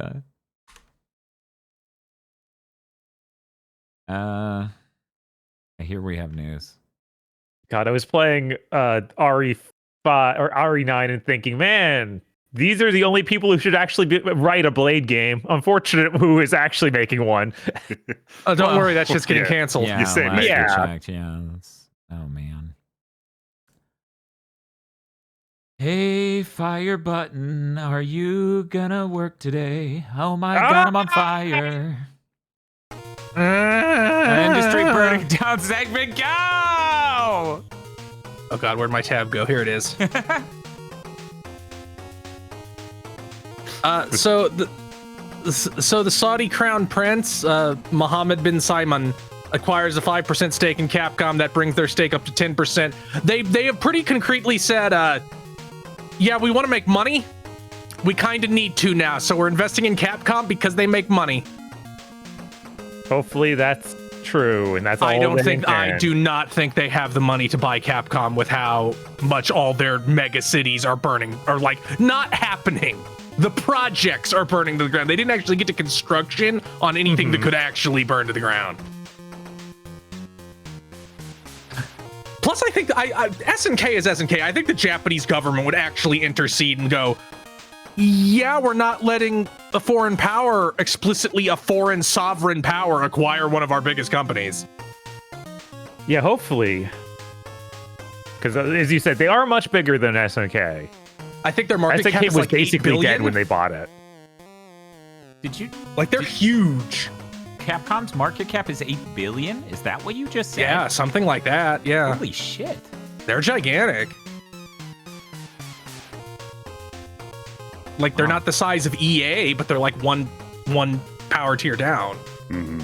Yeah, and they just did the EA transaction, so they might not want to jump in again. Red Storm Entertainment getting hit with another round of layoffs. Source at Ubisoft told Game Industry Biz, 105 jobs. They will no longer make games, but will be focused on the Snowdrop engine, along with IT and customer relations. They made Rainbow Six and Ghost Recon. Aggro was telling me that I think the last actual game they worked on was like some Assassin's Creed VR thing. Mm-hmm. And then a canceled Division game. Right, which is messed up because that was the Division game that was an extraction shooter. So it might have done okay, but it's just another in this long line of you made this group make a service game that wasn't ready for it, and then you canceled it and couldn't figure out what the hell to do with them, and then basically shut the studio down. I love this industry. It's so predictable. Is that good?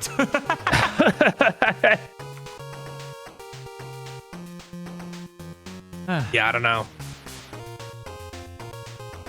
And Crystal Dynamics lays off 20 people. They remain fully committed to the future of development. I think you remain fully committed to shutting down the instant that Tomb Raider comes out, if it does.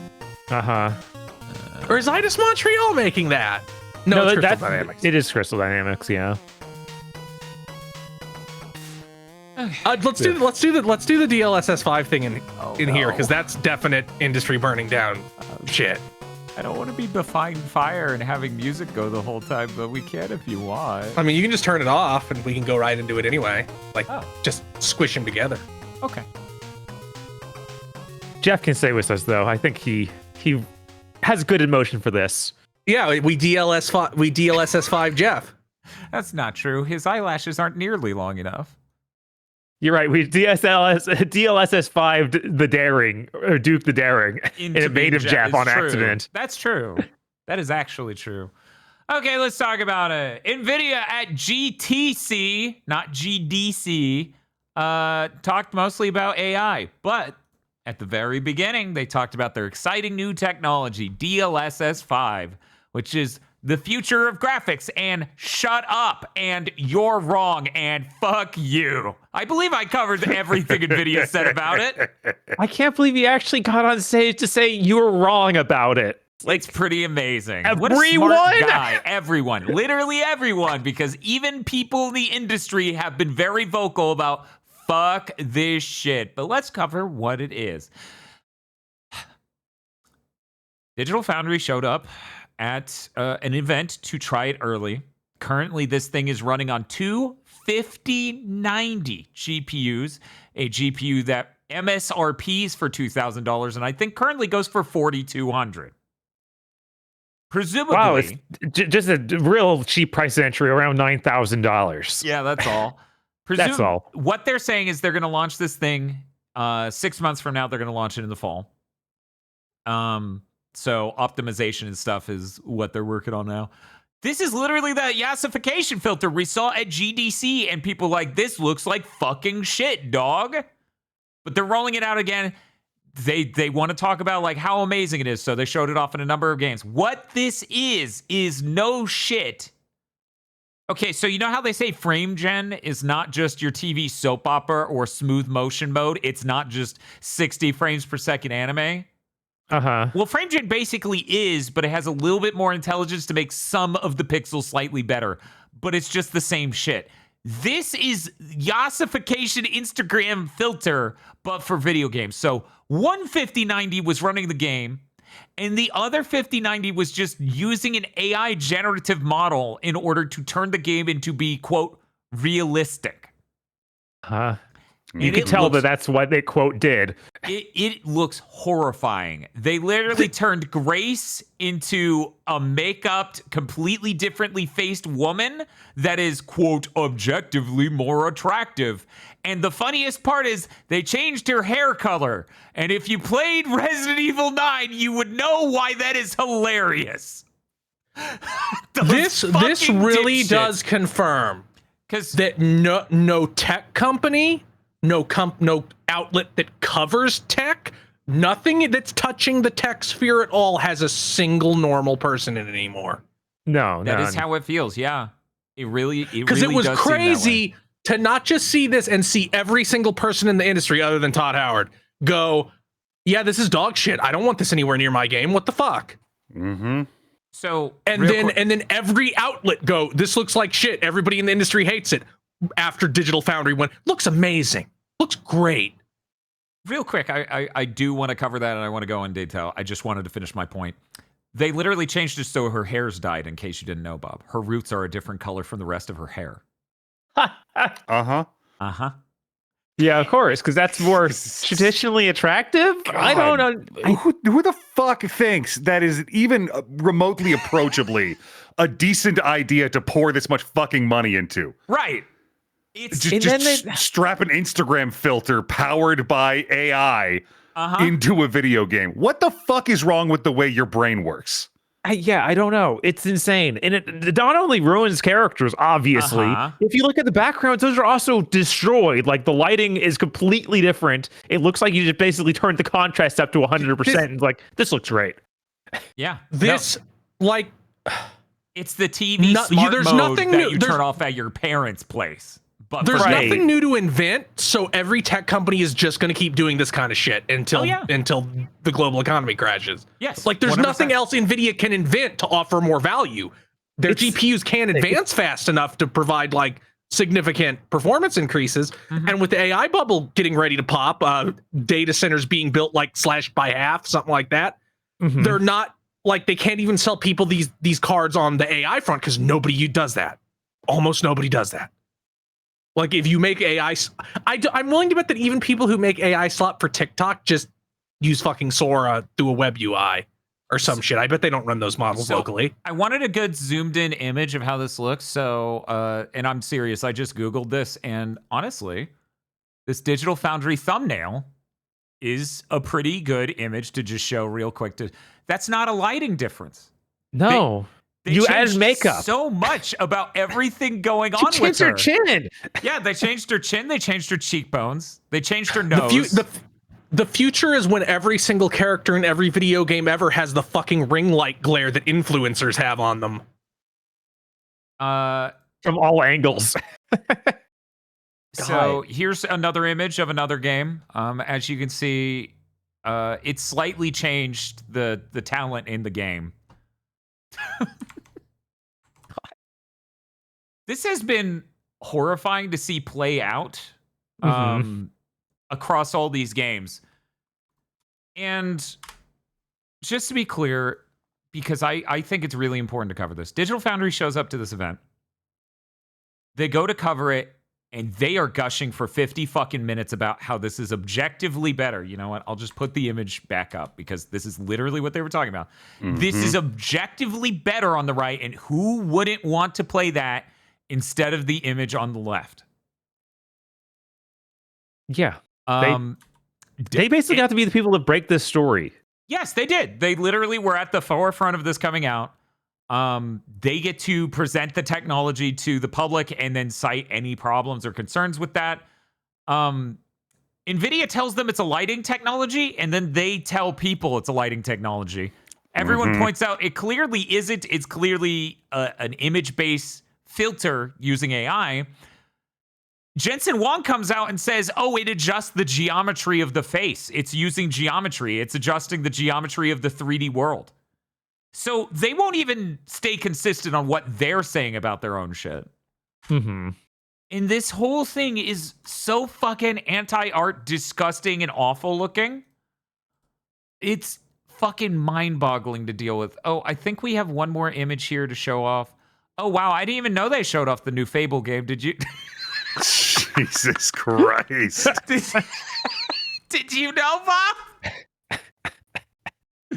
Oh, man. I just need you to say out loud that one is a bit. That one is a bit. We think. The fact I have to say it, though, is the problem. Some of them are that insane. Yeah, Grace is fucking beyond the pale. The thought they went through with it is so beyond me. The fact that it barely touches most of the men, and then with Grace, it just invented a different person.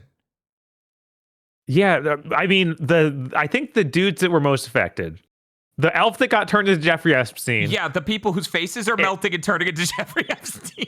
And the guys from Hogwarts Legacy they showed that turned the teenage boy into a 30-plus-year-old man.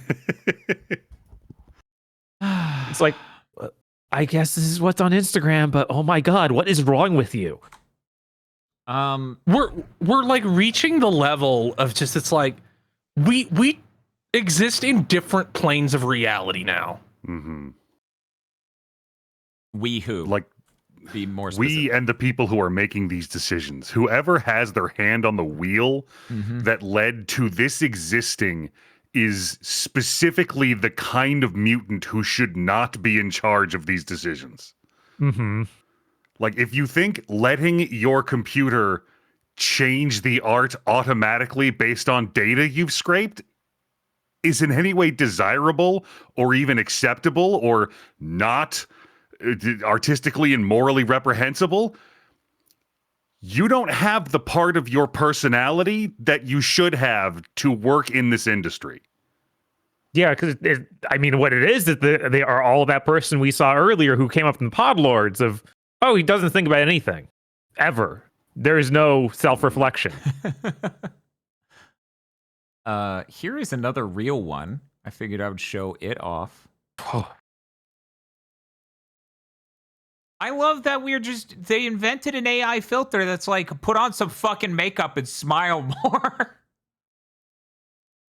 Isn't that amazing? Jesus fucking Christ. Jesus fucking Christ. So lots of articles have been written. I just want to talk about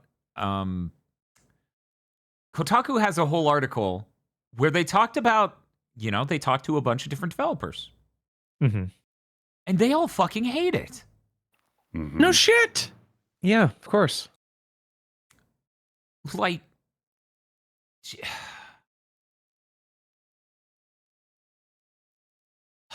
this next part.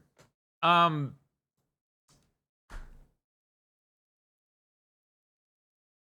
actually think it's wild to get that sort of early access that Digital Foundry did to this technology, to be there at the event and spend 48 minutes, because they saw the things we saw. We saw them see it. They put it in the video. They put it in the video. They said they got to see more even. They got to move the camera and stuff. Yeah, on a controller because the mouse would be too fast. It would break up even more. Anyways, continue. Yeah, they should be. If they had any technical skill set that they're supposed to, that should have come up. Instead, they proved that they just did not, and that they're weird chills. Yeah, it's genuinely like it's genuinely difficult to see like Digital Foundry's credibility coming back from this, from anybody who isn't just a complete moron. Because it's like this didn't have ad next to it. So, I'm seeing someone in chat bring up, as Pat said on Castle Super Beast, none of the Digital Foundry are critics of art. Here's the thing. These are the same people who are like watching a cutscene in Ghost of Yotei and going, oh, the lighting's unrealistic. Where's that light coming from? And it's like, yo, bro, have you heard of movies? They're doing a movie thing. They light the characters so you can see them and it looks good. It's not about being physically accurate. And that was like its own level of like, oh man, I wish somebody at Digital Foundry had a grip on this. Yeah, that's one dumb thing. This is so beyond that, because it's like, you uploaded a video that is 48 minutes long where you clapped for the rampant misogynist AI filter. What the fuck were you thinking? This is tech worship as a literal religion. Yeah. Because this like, they weren't praising it based on any like prior things, because like it doesn't look realistic. In their mind, it does. Yeah, because it has more detail. I don't believe that. Yeah. It has more detail. It's realistic for every fucking character to have a ring light on their face, the shine of a ring light, because this shit was trained on influencer video. Yeah, they don't even know what it is. They just, it looks more detailed, so therefore it is realistic. And NVIDIA has told me it's realistic, so it is.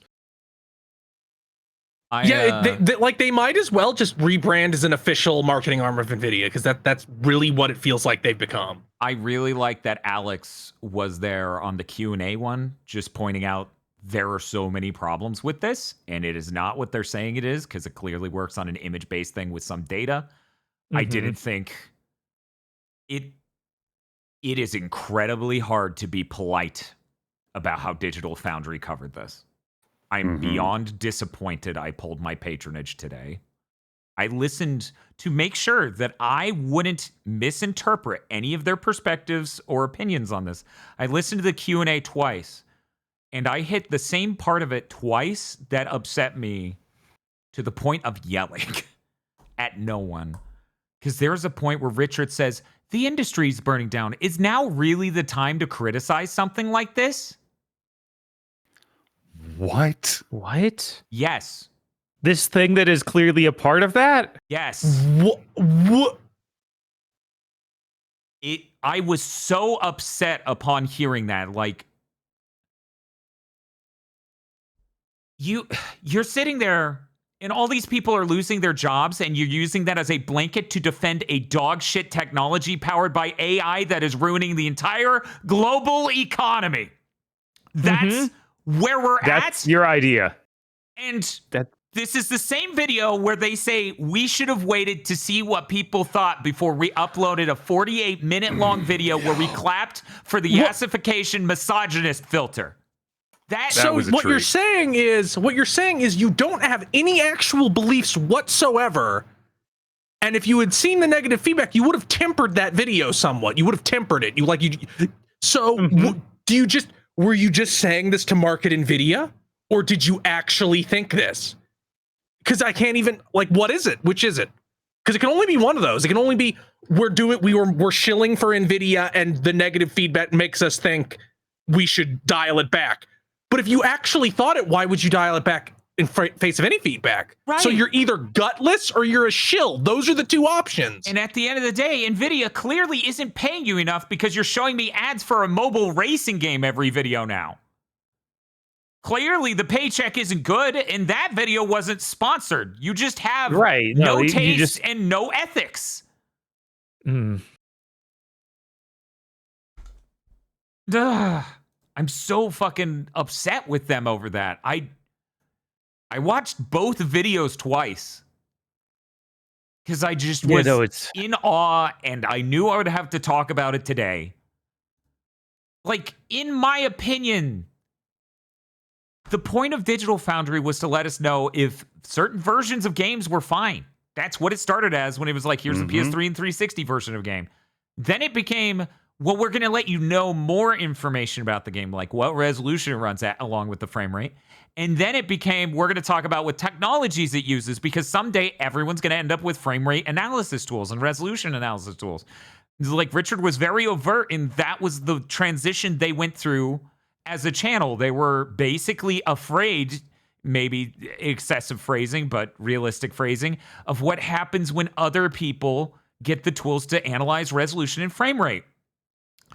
And then at some point, it just became, we're going to absolutely glaze every game with technologies that result in noisy image quality, bad performance, ruined art design, and now we're not even at that point. We're just fucking clapping for the AI filter we're putting over a game to make the girls hotter. That's the point we're at? What the fuck happened, man? Fuck. Jesus Christ. There's no way to be polite about any of this.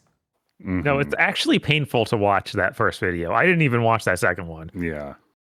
But I did make it through the first. And it's what they're saying and what they're showing it's the biggest divide I could ever imagine. It's so wild and just upsetting. I would have so much, I would unironically have more respect for someone who's just really dumb. And it's that looks better. I like it. Fuck the people complaining. But so now I'll always respect somebody who holds a terrible opinion sincerely than somebody who so clearly is just terrified. They want to be right more than anything. They want to be in the majority. They knew something was up because in that first video, they say several times, I think that the visuals will be controversial. And they have to keep saying that, but then also say, but I think it's way better. It's obviously way better, but it will be controversial that we're saying that. So it's even more insane they did the second video where it was we should have waited to see if it was controversial. It's not. Bro, we're past that. We know what you think. Okay, so I want to cover real quick Oliver McKenzie, or Ollie McKenzie, who is, the younger guy in that thing, has the top tier subscription for an AI service. I can't remember which one, because generally I don't meditate on this shit. That's just a thing that he does, and I try to not think about that, but it's just hyper relevant for this, in my opinion. I get him, right? I get him being that sold on it. He clearly is that sold on it.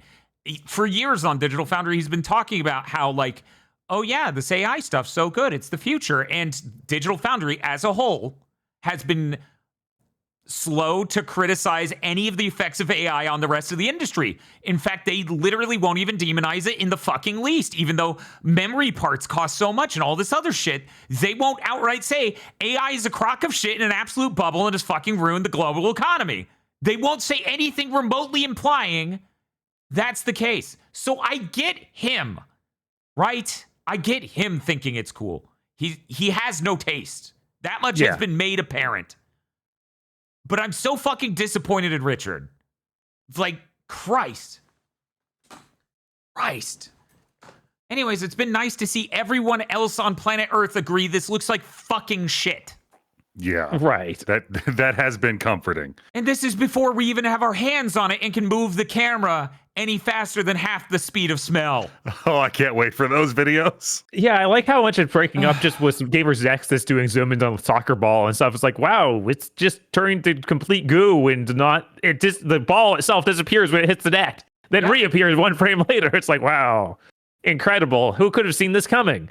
Oh, right. All right. Anyone who understands what's happening. Right. Anyone who has a fucking understanding of the goddamn technology knows that this is practical and dog shit. It's just the next evolution of frame gen where they want to invent a performative performance increase. They want to invent a performative feature that we're just like, oh, you can't get AMD. You need the ossify filter. AMD doesn't have that. We do. So yeah, it's been nice to see everyone else fucking hate this. I just want to say a couple more things because it really fucking annoys me. It's clear Richard wants everyone to agree it's good, actually, and is of the opinion that people will come around, because when he ends that fucking podcast, he's like, I wonder how long it will take for people to come to an agreement on this. Never. Yeah, of course he does. The average person will never be able to run this. Right? Like, we already agree on it, my guy. Yeah, no, like, if your we're pretty well decided. Once people have it in their hands, they'll love it. It's like, guess what? That's never happening. It's obviously from someone with that perspective, because he's the exact right age for it. Of, oh well, AI is the next thing. It's the next thing. It's got to be the next thing. Right, because this is the thing we talk about. People who grew up during our generation got to see an insane performance increase for the longest time because Moore's Law existed. People during Richard's generation really, really got to see that come online. They got like a few more years than Bob and I, obviously, like a solid decade easily. And watching it die out has just driven a lot of them fucking insane, where they just need to believe that the performance will continue via a smart software solution. We'll outthink, performance scarcity, and we're gonna do it, and it's gonna work. And so they get way too into this shit. And it's like, for all of the AI stuff, like, this isn't a feature anyone wants. Like, I've read numerous articles over the last week from GDC of like, yeah, people showing up to shell AI again. It's all the same 12 different ideas we've been seeing for the last 3 years. Nobody wants them still. It's like, what? Yeah, this isn't going anywhere. It's not improving in any way, and it doesn't offer you anything. Like, nobody wants to buy it. Nobody wants to use it. Like, they say at the beginning of that video, like, oh, they got approval from all these devs to do these demos. Like, no, okay, that's a loaded. You called, like, the execs at the parent companies, not the people who make these fucking games. I am willing to bet they didn't even do that. I'm sure they didn't run the final result past these studios for them to consider. I am sure because almost every one of these games has a marketing deal with NVIDIA. They have the graphics technology collab with NVIDIA. That's how RE9 ended up at the front of this shit, because they have the path tracing optimization agreement with NVIDIA. I would be so shocked if they got any heads up on this beyond, well, you signed a marketing deal with us for so that just lets us do it. Like, oh, we're making the next version of DLSS. It's going to use this. Is that good? Yeah. Because this is nothing like even the prior shit, like frame gen. Right. No, this is a new tier for sure. Uh-huh.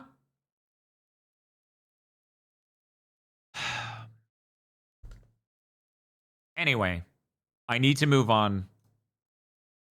I Noel, you're the tech one. Yeah.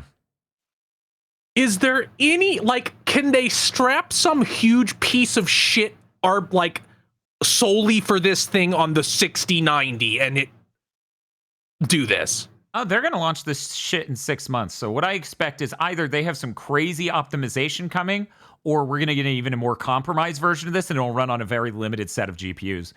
I have a 4090. I bought it for video productivity. The 4090 to 5090 gap in memory bandwidth is fucking massive, because they wanted to do so much more AI enhancement shit. So I'm not even sure the 4090 will run it. Is there any conceivable way that even the PS7 can do this? I bet. Shit, there's a fringe chance the PS6 may have enough machine learning processing to do it. We don't know until it comes out and we see what they're capable of. Because, and we're going to be talking about better news later because we're still in a weird tail end of like, talking about the industry burning down. The increased quality with Pisser between 1 and 2 is so insane. I never would have expected the Pro to be capable of that.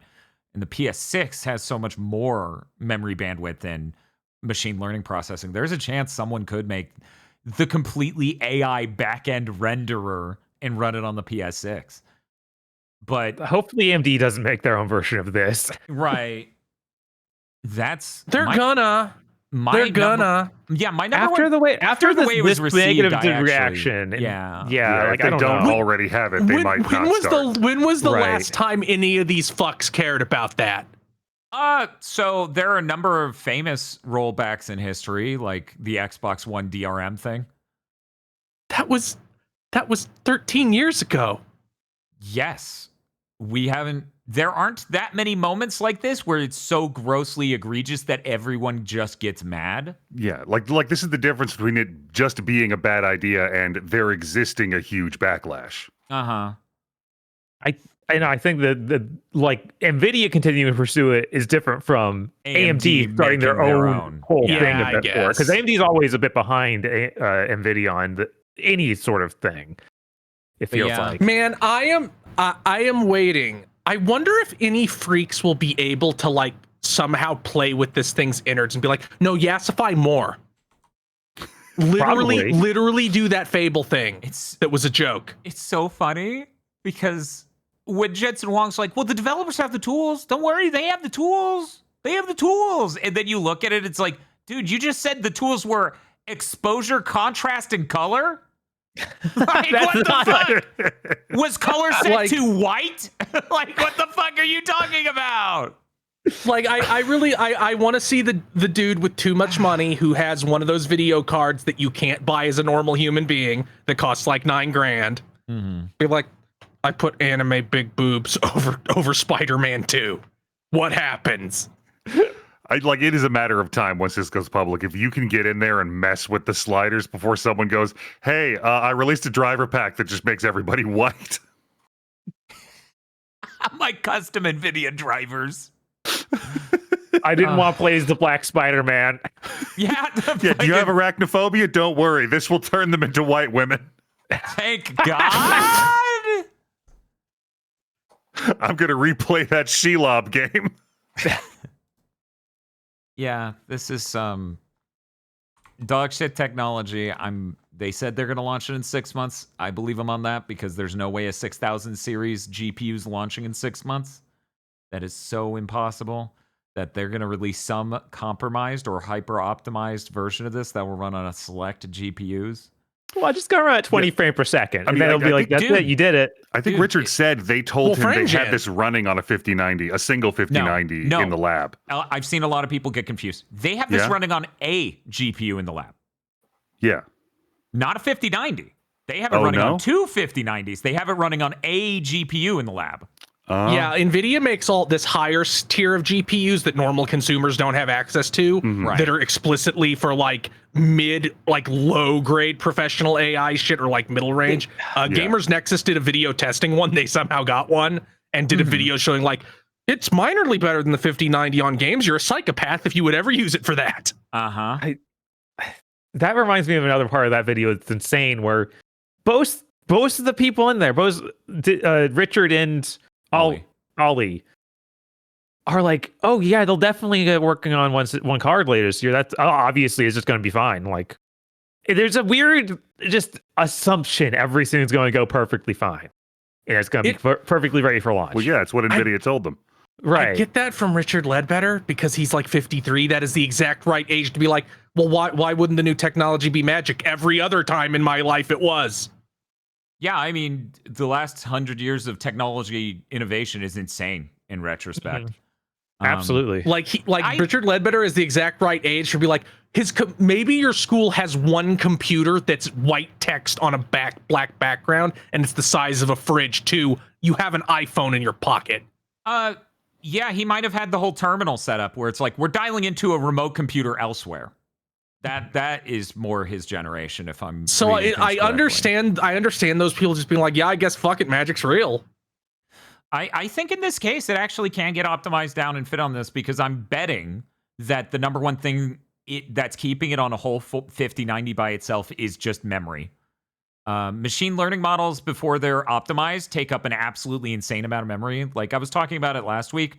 Corridor Digital, or Corridor Crew, whatever you want to call them, the VFX people, they made a machine learning model to do green screening better, to just remove the green spill and all these other things. Before they open sourced it, their version of the machine learning model was 23.5 gigs. So I could only barely run it on my GPU and do nothing else. They open sourced it and people optimized it down to 6 gigs in 2 days or 1 day. Damn. So wow. It's entirely possible they optimized down, but I still bet they're going to have to like compromise it, which is an interesting phrasing given what it looks like now, to run on the same GPU that's running the game. And I bet it's going to need like frame gen after the model. Because what I imagine they're doing, like I can tell they're using frame gen on the fucking footage they showed. The question is, are they using frame gen after the AI filter or before the AI filter? And I don't know enough to know which end of that it is, but I'm betting it's so they do game render with the DLSS upscaling, the AI filter on raw, normal frame rate, and then they frame gen it afterwards. So that way it has all those frame gen problems that I can see in your fucking video, even though you tell me they aren't real and no one can see them. I assume it's that. So you're going to be running your game at 15, maybe 30 frames per second real frames, and then you're frame genning them all. And it already has like all these corners cut to just be an even worse version of this already nightmare AI filter. So anyways, I look forward to finding out whether or not my 4090 is strong enough to run this fucking model in 6 months. Because oh boy, would people love a GigaBoots stream where they fucking play with the Yasify filter. Yeah, that'll be great. Run VR chat with the Yasify filter. God, no! Oh my god! Everyone's front-facing white women just staring at me. That might be assault. What will this do to anime? Like, it's horrifying to even think. Yeah, that's what I want. That's what I want to know because they avoided that with their choice of games. I want to see what this does to Genshin Impact. God, they even avoided someone in chat was bringing up like, what does it do to zombies? Are they going to be pretty now? Yeah, no, I was wondering that the whole time I was watching that video. I was like, show a zombie. In Resident Evil 9, I know you can. Show the damn zombie. God damn, why are you like this? Yep. Bob, I need a break. Okay. Actually, wait. Aggro, you have news, right? I do. Yeah, let's talk about your news while I prep my next bit of news. So here's something weird. Sony's apparently phasing out the name PlayStation Network. That seems bizarre, and I can't imagine a fucking reason for this. Do they have a replacement? Not that they've said yet. Okay, so here's an email that they sent out to developers. We'd like to inform you that Sony Interactive Entertainment, SIE, has strategically decided to phase out the terms PlayStation Network and PSN across our platform in order to properly capture the breadth of our evolving digital service. What? Apparently nothing's gonna actually change other than the branding. So, God only knows. This new brand is going to be rancid. It's going to be like PlayStation AI. Yeah, I'm really thinking they might just be like, welcome to the PlayStation Plus store or whatever. Yeah, that's most likely, I think, is it'll just be PlayStation Plus branded. What do they call Xbox Live now? Do they still call it Xbox Live at all? Game Pass. Game Pass? I think it's Game Pass. They folded into Game Pass, didn't it? But that's like what the service is called? Yeah, what is called the network? I don't know. I have no idea. Okay, that gave me enough time. I am ready to talk about my shit that I'm back on, because you know me. I'm always on that shit. So, that forcing Pisser 2 into Pisser 1 games came out. So the updated model for PlayStation Spectral Super Resolution is out. Isn't it great that DLSS 5 is so bad? I'm afraid to say anything is like it. Like DLSS even. It's great. I love that NVIDIA keeps ruining everything. Anyways, for people who don't know, on the PS5 Pro, they invented a technology called PSSR. It means games can do cleaner upscaling without ghosting. Now, it had problems, but I was largely okay with it because it got rid of ghosting. And ghosting is the most fucking annoying thing about temporal AA. And Bob's gone. He ghosted. So he ghosted us. That's fucked up. Anyways, I did some quick image comparisons. One of the interesting things you can notice about Pisser 1 here is that it has a checkerboard dithering always present. And also these artificial sharpening artifacts, which you can see all over the back of Astrobot's cape, which I'm using the Ico cape or Shadow of the Colossus cape. And with the Pisser 2, it's a lot cleaner lines. There's no checkerboarding that's super prevalent, and it doesn't have the over-sharpening artifacts. In a lot of things, it resolved to be just much cleaner in general. And in the case of this, and you're really not going to notice this that much because this is a 1080p stream, even in the VOD. On the left here, we've got Pisser 2, and on the right, we have Pisser 1. Not only is there not the checkerboard, which you can see, let me zoom in a little bit, all over everything. It also just literally renders a lot more of the texture detail in the rock wall. And so this thing is having fewer imaging errors. It's still getting rid of ghosting. It stopped having the weird checkerboard thing that's all over Pisser 1. Here's a really obvious example of that. So far, even in these titles that weren't even designed for, where I'm just forcing it into older titles, it's looking pretty nice. Cleaner lines on everything, detail pops more, and the checkerboarding's gone. But here's the fucking major shit. Here's it in the Pragmata demo. So the left is Pisser 1 this time, and the right is Pisser 2. As you can see, all the hair strands on the left become a fucking blur in a blocky mess. And on the right, they're fucking hair strands. And that looks fucking insane to me. That is night and day fucking difference. Here's another shot where you can see it. It really makes a huge fucking difference here, and I'm shocked the PS5 Pro is able to make a leap this huge just based on the algorithm. Like, that is actually impressive. If this is what that shit looked like when it came out, when the PS5 Pro came out that long ago, it would have been a much stronger proposition for people, because your PS5 normal is going to look a lot more like the image on the left. Worse, because there's going to be a lot of ghosting and other things. They did a drastic improvement on this. Hardware Unbox actually did a video with the just leaked FSR 4.1. And FSR 4 came out around the time the first version of Pisser did, and then AMD and Sony announced their initiative to do research together under a project called Project Amethyst. And weirdly enough, this FSR 4.1 leaked right as Pisser 2 landed on the PS5 Pro. And I was looking at it, and a lot of the image quality similarities really match up with Pisser 2. And I was like, I bet this shit is the same fucking source algorithm. Like, that research between Sony and AMD literally resulted in this. Mark Cerny confirmed that. So FSR 4.1 on PC is looking really strong too, which is great. And it sure would have been nice if that Steam machine supported FSR in hardware instead of being too old and weak of hardware to do that. This image I'm showing right now, the left image is FSR 4.1, and the right image is DLSS's most cutting-edge model, DLSS 4.5 transformer model. And if you look at these branches and shit, and really it's all of the grass, but if you specifically look at these branches on the left here, let me change the upscaling to be a little bit sharper, and then you look at it on the right where there's insane 5 different echoes of it, the ghosting is wild.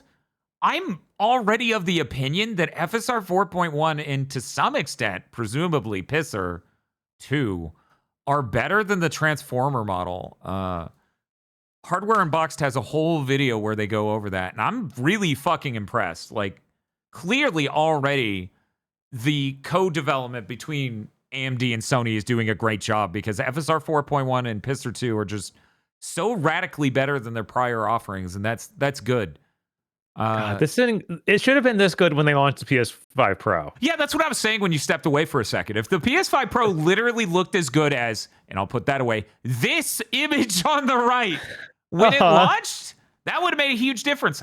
I booted Silent Hill F before I sent it back to Chris, and it's stunning. It's really crazy to just see. It's really crazy to just see the game not have the pulsing and the shading. And not have like all these imaging errors that were there before. It looks so clean. You can see so much more detail, and it's a really stable image. It's crazy. I didn't think it would improve this much on one piece of hardware, but it did. It looks so good that I'm almost getting tricked.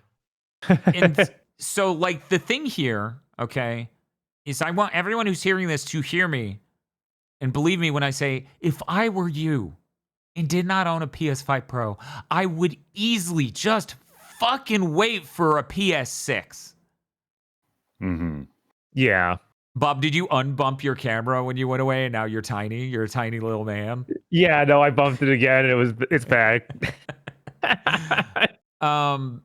Just wait for a PS6. It's gonna have the Pisser 2 stuff. All these games you're playing right now that support Pisser will literally run with the Pisser on the PS6. And there might be an even better model by then. And the games might run even sharper or even better. Like performance-wise. Like literally just wait for that. You don't want to spend $750 for a console a year and a half before the new one might come out. I went the whole last gen without a PS4 Pro, and that was a much larger difference broadly anyway. Yeah. Until now. Now you can begin to make the argument of like, well, I mean, you know, that's an actual upgrade. That's an actual significantly better thing. I would just wait because I see a lot of people thinking about not waiting. I won't judge you if you don't wait. But I would say in your shoes, I would definitely wait. I do have to wonder how long we might see this PS6 get delayed, but yeah. Yeah, me too. Yeah, makes more sense to wait. You have to have a lot of income to justify a $750 console that might be mooted in under 2 years. Yeah. And if that's you, or you think you have an out from this, reminder, part of the reason I signed up for the PS5 Pro Pack was to give my girlfriend the PS5 normal I had. It's not like I even did that upgrade being like, oh, and then I trade it in so I get the tiny scraps that, you know, GameStop's going to give me. Yeah, Anyway. and if nothing else, wait until GameStop does something where you rip them off. Because it feels like they're always a step away from doing that. It's true. It's true. It's like, oops, we gave you $500 for this. We sell it $500. Why did I do that? Anyway, that's it for me talking about Pisser. Let's move on. Switch 2 adds an updated handheld boost mode, which I shocked because I thought that would be there at launch if it was there ever. Right. Yet, here it is See now. them do anything like on a tech level for that thing is a surprise. It's Nintendo we're talking about. So for people who don't understand the concept, you know how there are Switch 1 games that have a portable mode and a docked mode? Well, you can tell this, hey, pretend you're docked when I'm in portable mode and playing a Switch 1 game. So now your Switch 1 games will be 1080p to go along with that 1080p screen that it has on the Switch 2. Wow. It's just so wild to see news from a console manufacturer that's just this good.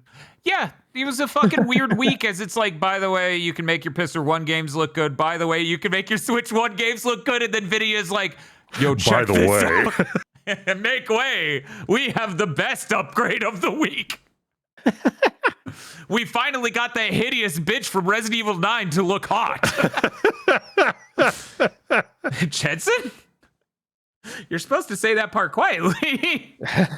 We are well past that in America. We are. Absolutely. We don't say the quiet anymore. Dude, you can just say the most racist thing imaginable. Dude, there's a part of the Gamers Nexus video where it shows Jensen Huang at some conference. He's like, the fact everything's horribly constrained and all these resources are constrained and nobody can get anything, that's great for us. That's great for business.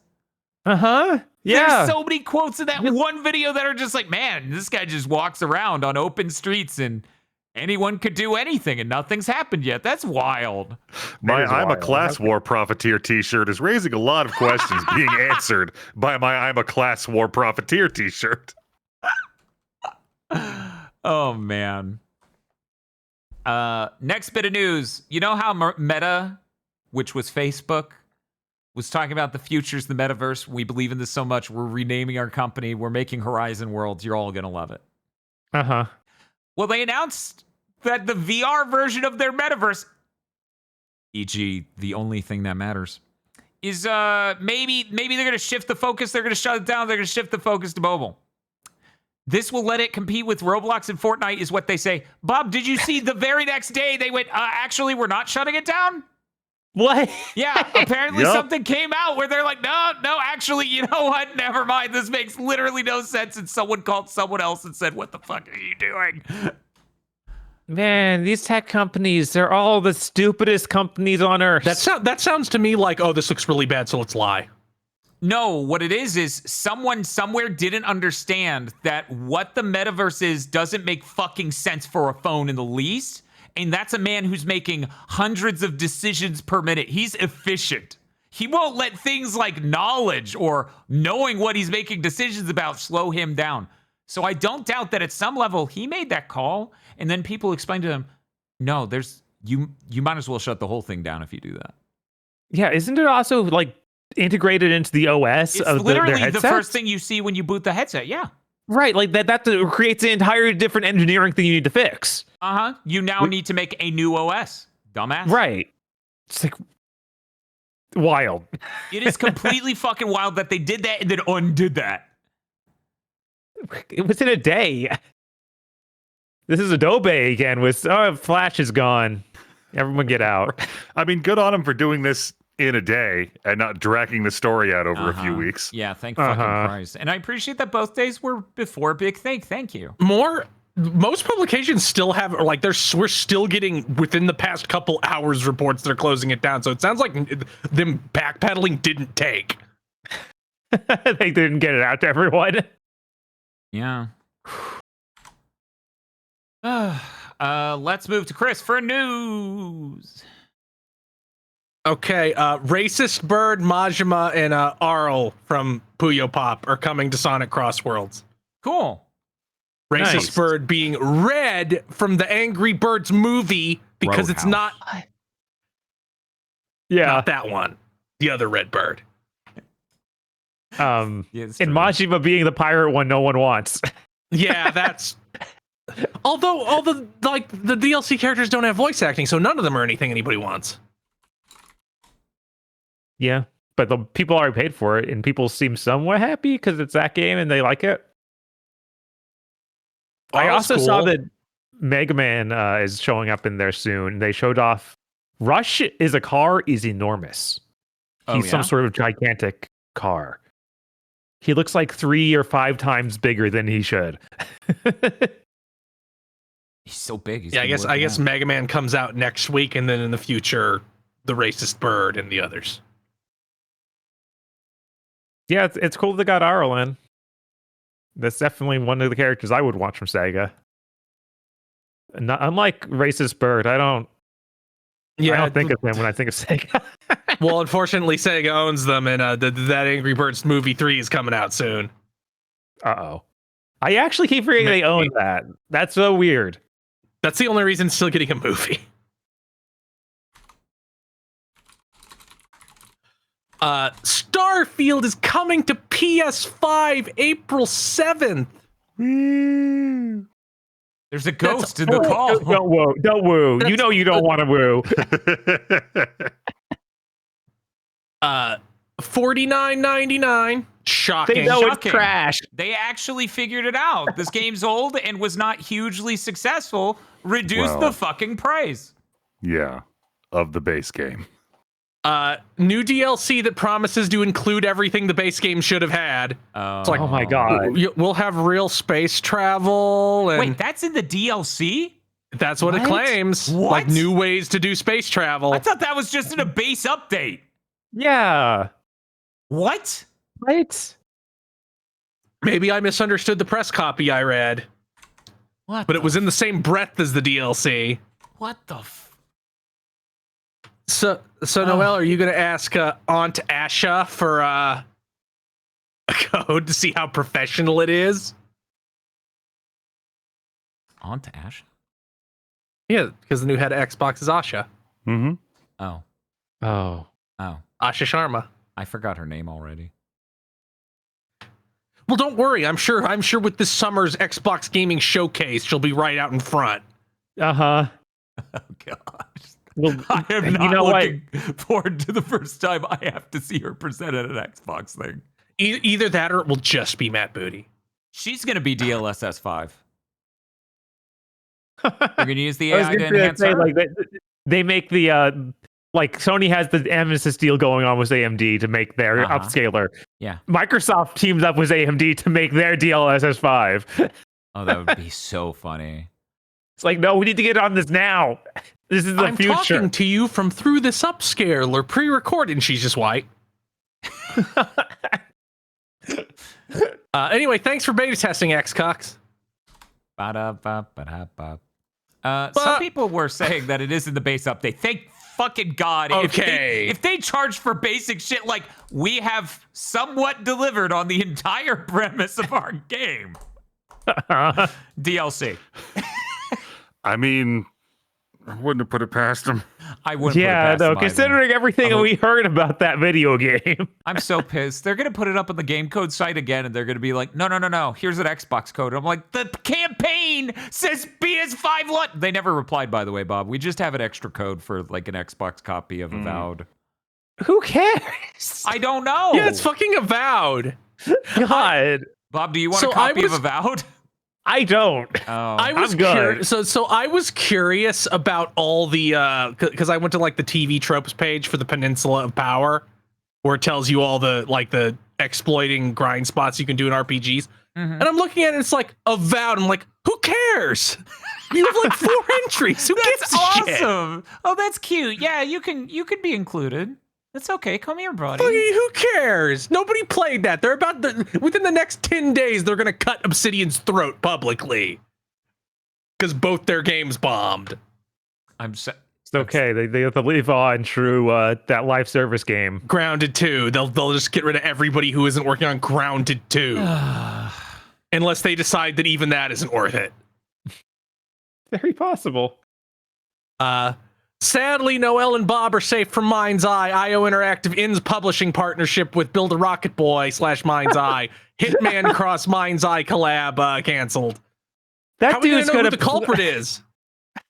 Yes. That dude's gonna blame literally everyone at IO Interactive now. Yeah, it's gonna be great.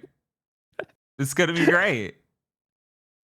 No more Hitman crossover. I feel like that the saboteur stopped it. That dude will personally fund or AI generate, so he's going to break the game in order to put the mission with the list of saboteurs in the game. I bought Super Grok Heavy for $300 a month. Vibe code me a new mission. Right, like at last, face to face. I knew it was you, saboteur. Only someone so thoroughly yassified could be so dastardly. Oliver McKenzie's also trying to access the top tier of Grok, and he's like, the servers are busy. Why are they so busy I am now? so desperate to know who this psycho thinks sabotaged his company. I know. I don't think there's we're in some My Pillow guy territory. There is not an actual answer to the mystery. There is like, it will come out in 2 weeks. Oh, man. The Hitman live action streaming show has also been canceled. I'm upset. Oh, no. Not another streaming show canceled. But, dude. What do we do? No. Wait, Bob, you're not seeing it. You're not seeing the vision. The vision of what Hitman show should be and what a streaming service is going to make. Yeah, they want to watch that for content. They just like, make something terrible when the actual Hitman show should be like an Adult Swim animated comedy where Agent 47 is just totally stoic no matter what he's doing, but it's always ridiculous. Like he's standing there in the chef's outfit covered in blood and is like, yes, I am the new chef. And instead we get the show where instead of killing a new person every episode, there's the 2 episodes where he's sad. And we have to care about Agent 47's feelings he talks to some person. It'll be like 7 episodes where he's trained by the evil organization to be a hitman, and then the last episode he decides to betray them and kills one person. God. Yeah, no, we lost that. Yeah, thank God. No. I don't need another one of those. No, I need that. Make a Hitman movie where he shows the briefcase and it chases a man 33 miles and kills him. I needed the show, which was basically called Fuck Man, where he doesn't even fuck in season 1. The Hitman show should be made by the same people as Xavier Renegade Angel. I was trying to not make the Xavier Renegade Angel reference this time. Or it's made by the studio that does Archer? What is the show with? That's what I was thinking. What is the show with? Oh, you jokers or whatever. Oh, you clowns. Haha, you clowns. Yeah, that's not the name of the show, is it? I think it is, yeah. Yeah. Check it. Oh, it is. Okay, then it should be that studio because he's doing the ridiculous shit totally stoically, but drawn like that. I mean, really, they should make the High Guard show with those people making it. Yeah, where's our High Guard TV show? What's High Guard? You can't play it anymore. It's delisted. It doesn't exist anymore. They won't even let me download it, but they'll leave it in my fucking library. Ask Steam to remove it. Oh, no, it's on PlayStation, isn't it? Ask PlayStation to remove it. There is a button to remove it, but it's still, god damn it. Yeah, Chris is sitting here. Chris is like, what's High Guard? I don't know what High Guard is. It's dead. And Mossy chat's like, Chris, you cannot erase that idea. Yeah, when does a game truly die, Chris? No one's ever truly gone. When nobody can play it anymore. Oh, damn. Well, he answered that pretty handily. Shit. So this is good news. A judge tore Krafton a new asshole over the Subnautica 2 lawsuit. Quick update. Subnautica 2, published by Krafton. Krafton was on the hook for a huge payout to the studio. If they made a certain amount of money, they found a reason to delay Subnautica 2 so that they would not be able to make that deal. Fired the CEO. It was like, he was doing something evil, so don't worry. We'll nobly save all that money that he was supposed to get as part of a contract we signed. We found like the CEO of Krafton allegedly was like, the investors are going to kill me if I have to pay the money I promised. That makes me look like a lightweight. ChatGPT, how can I get out of paying this guy? Literally what he did. I think it's really funny. I'm sorry, Judge. I can't show you the chat history with ChatGPT because I didn't do that. I think it's really funny that Aggro's joke about me being haunted by ghost dogs that demand I buy more equipment is literally how companies are run now. Yup. Anyway, the judge is like, you don't get to fire someone, then look for reasons to justify that firing to escape paying the money you promised them. Reinstate the CEO now. And they said, not only do you have to reinstate the CEO, you have to extend the time frame of that deal you made. Like you don't get to reinstate them and go, well, you missed the things for the payout. Extend it. Incredible. I think this is fucking wild that they're just like, you're the head. They can no longer fuck with you. You are making that game you were fired from. Has this ever happened? That seems insane. Not so harshly. This feels like and now you two have to kiss and make up. But you did it to your divorced parents and it worked because legally they have to. I didn't realize Lindsay Lohan was a judge. And now apparently there's still some kind of thing where now Subnautica wants to push it out too early so it doesn't make the money. Or now Krafton wants to push Subnautica 2 out into early access too soon. Yep. So it's bad and doesn't make the money. This is such a wild story. Yeah, I'm like, guys, I don't think that plan is going to work. I think if Subnautica 2 comes out, it's going to make that money, and you will look like clowns regardless. They're gonna fall in love again. God damn it. We're gonna go to Disney World.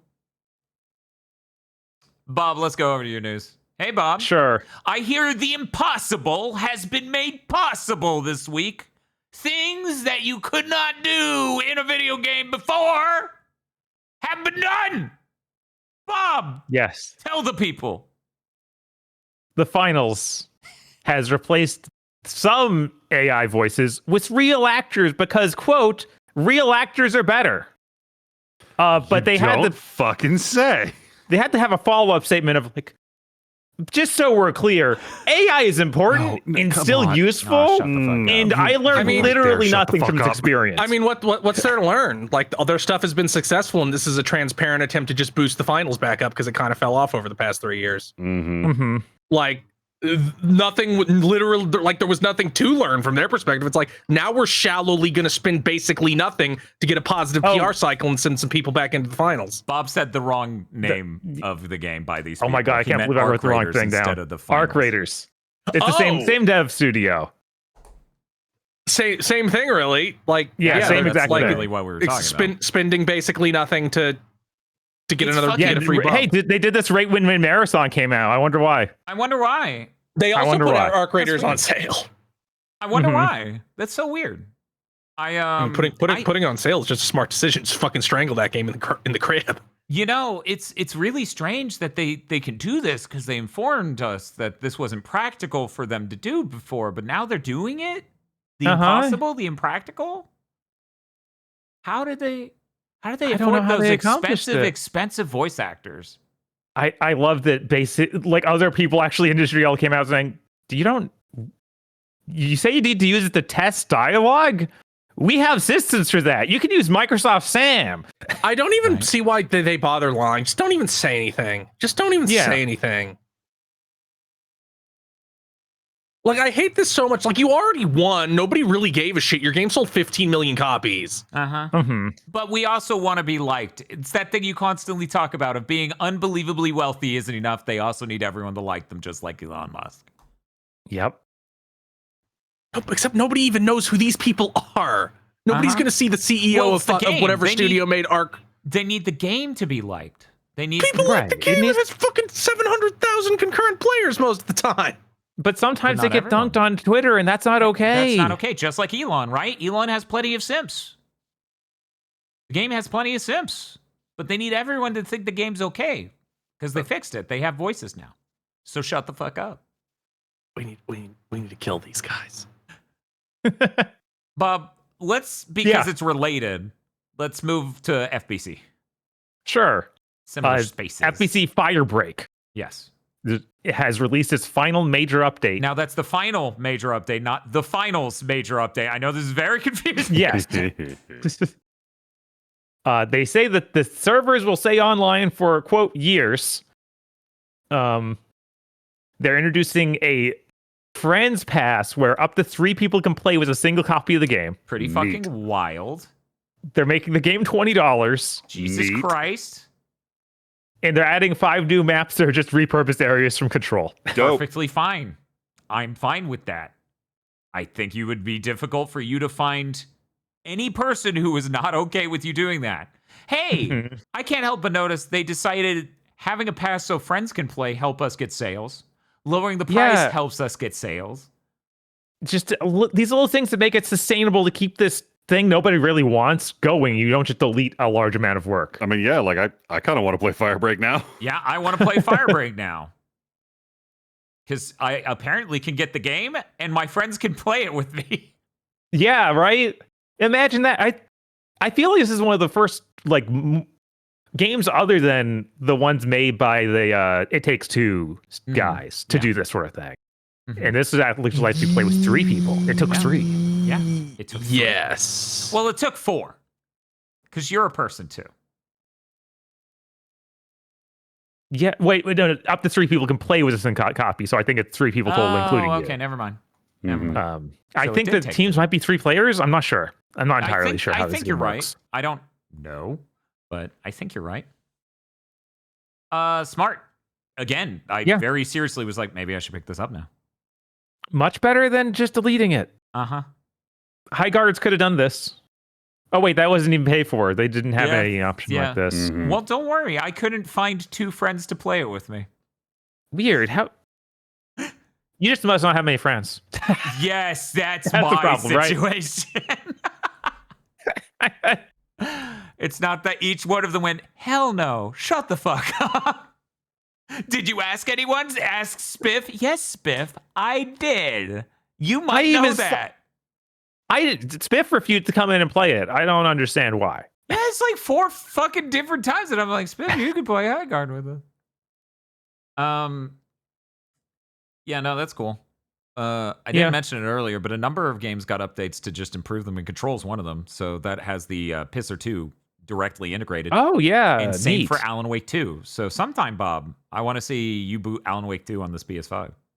I want to see Neo 3 because that has Pisser 1. I want to see a Pisser 2, how that makes it look. Okay, well, after the podcast, I can log in as you and just download it over here. Because, oh, wait, do you have it physically? I have a disc, yeah. Oh, okay. Well, I guess bring over the disc later.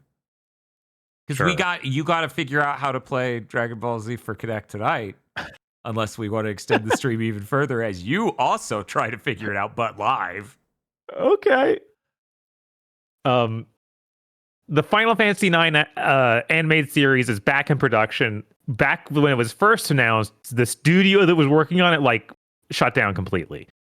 But now it's in new hands. It's over at Eurovisual, who make children's cartoons, like young children's cartoons. They make that Zorro thing we came up earlier in this podcast somehow. Zorro the Chronicle. Smarty Pants. The Pirates Next Door. So yeah, this is a very, very young audience they're shooting for. And it follows Vivi's 6 kids.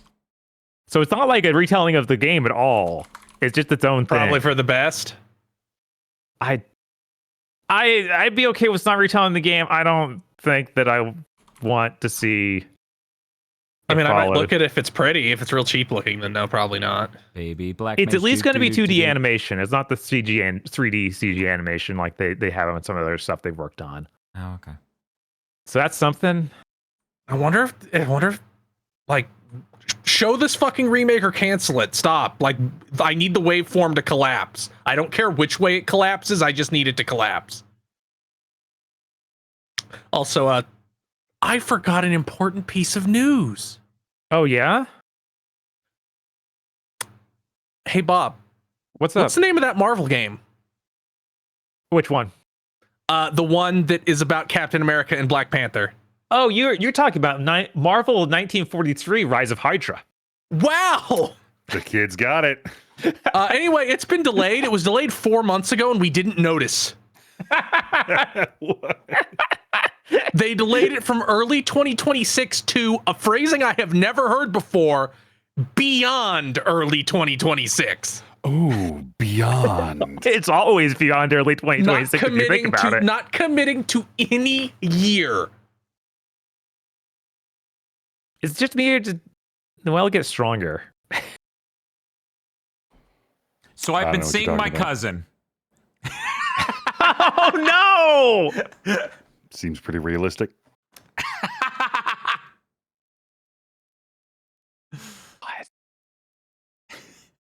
No, that Marvel game's definitely coming out in real, and we'll see gameplay of it soon, I'm sure.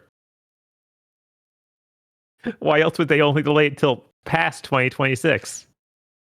No, they delayed it to beyond early 2026. So it could come out as early as July 1st or as late as the heat death of the universe. Yeah.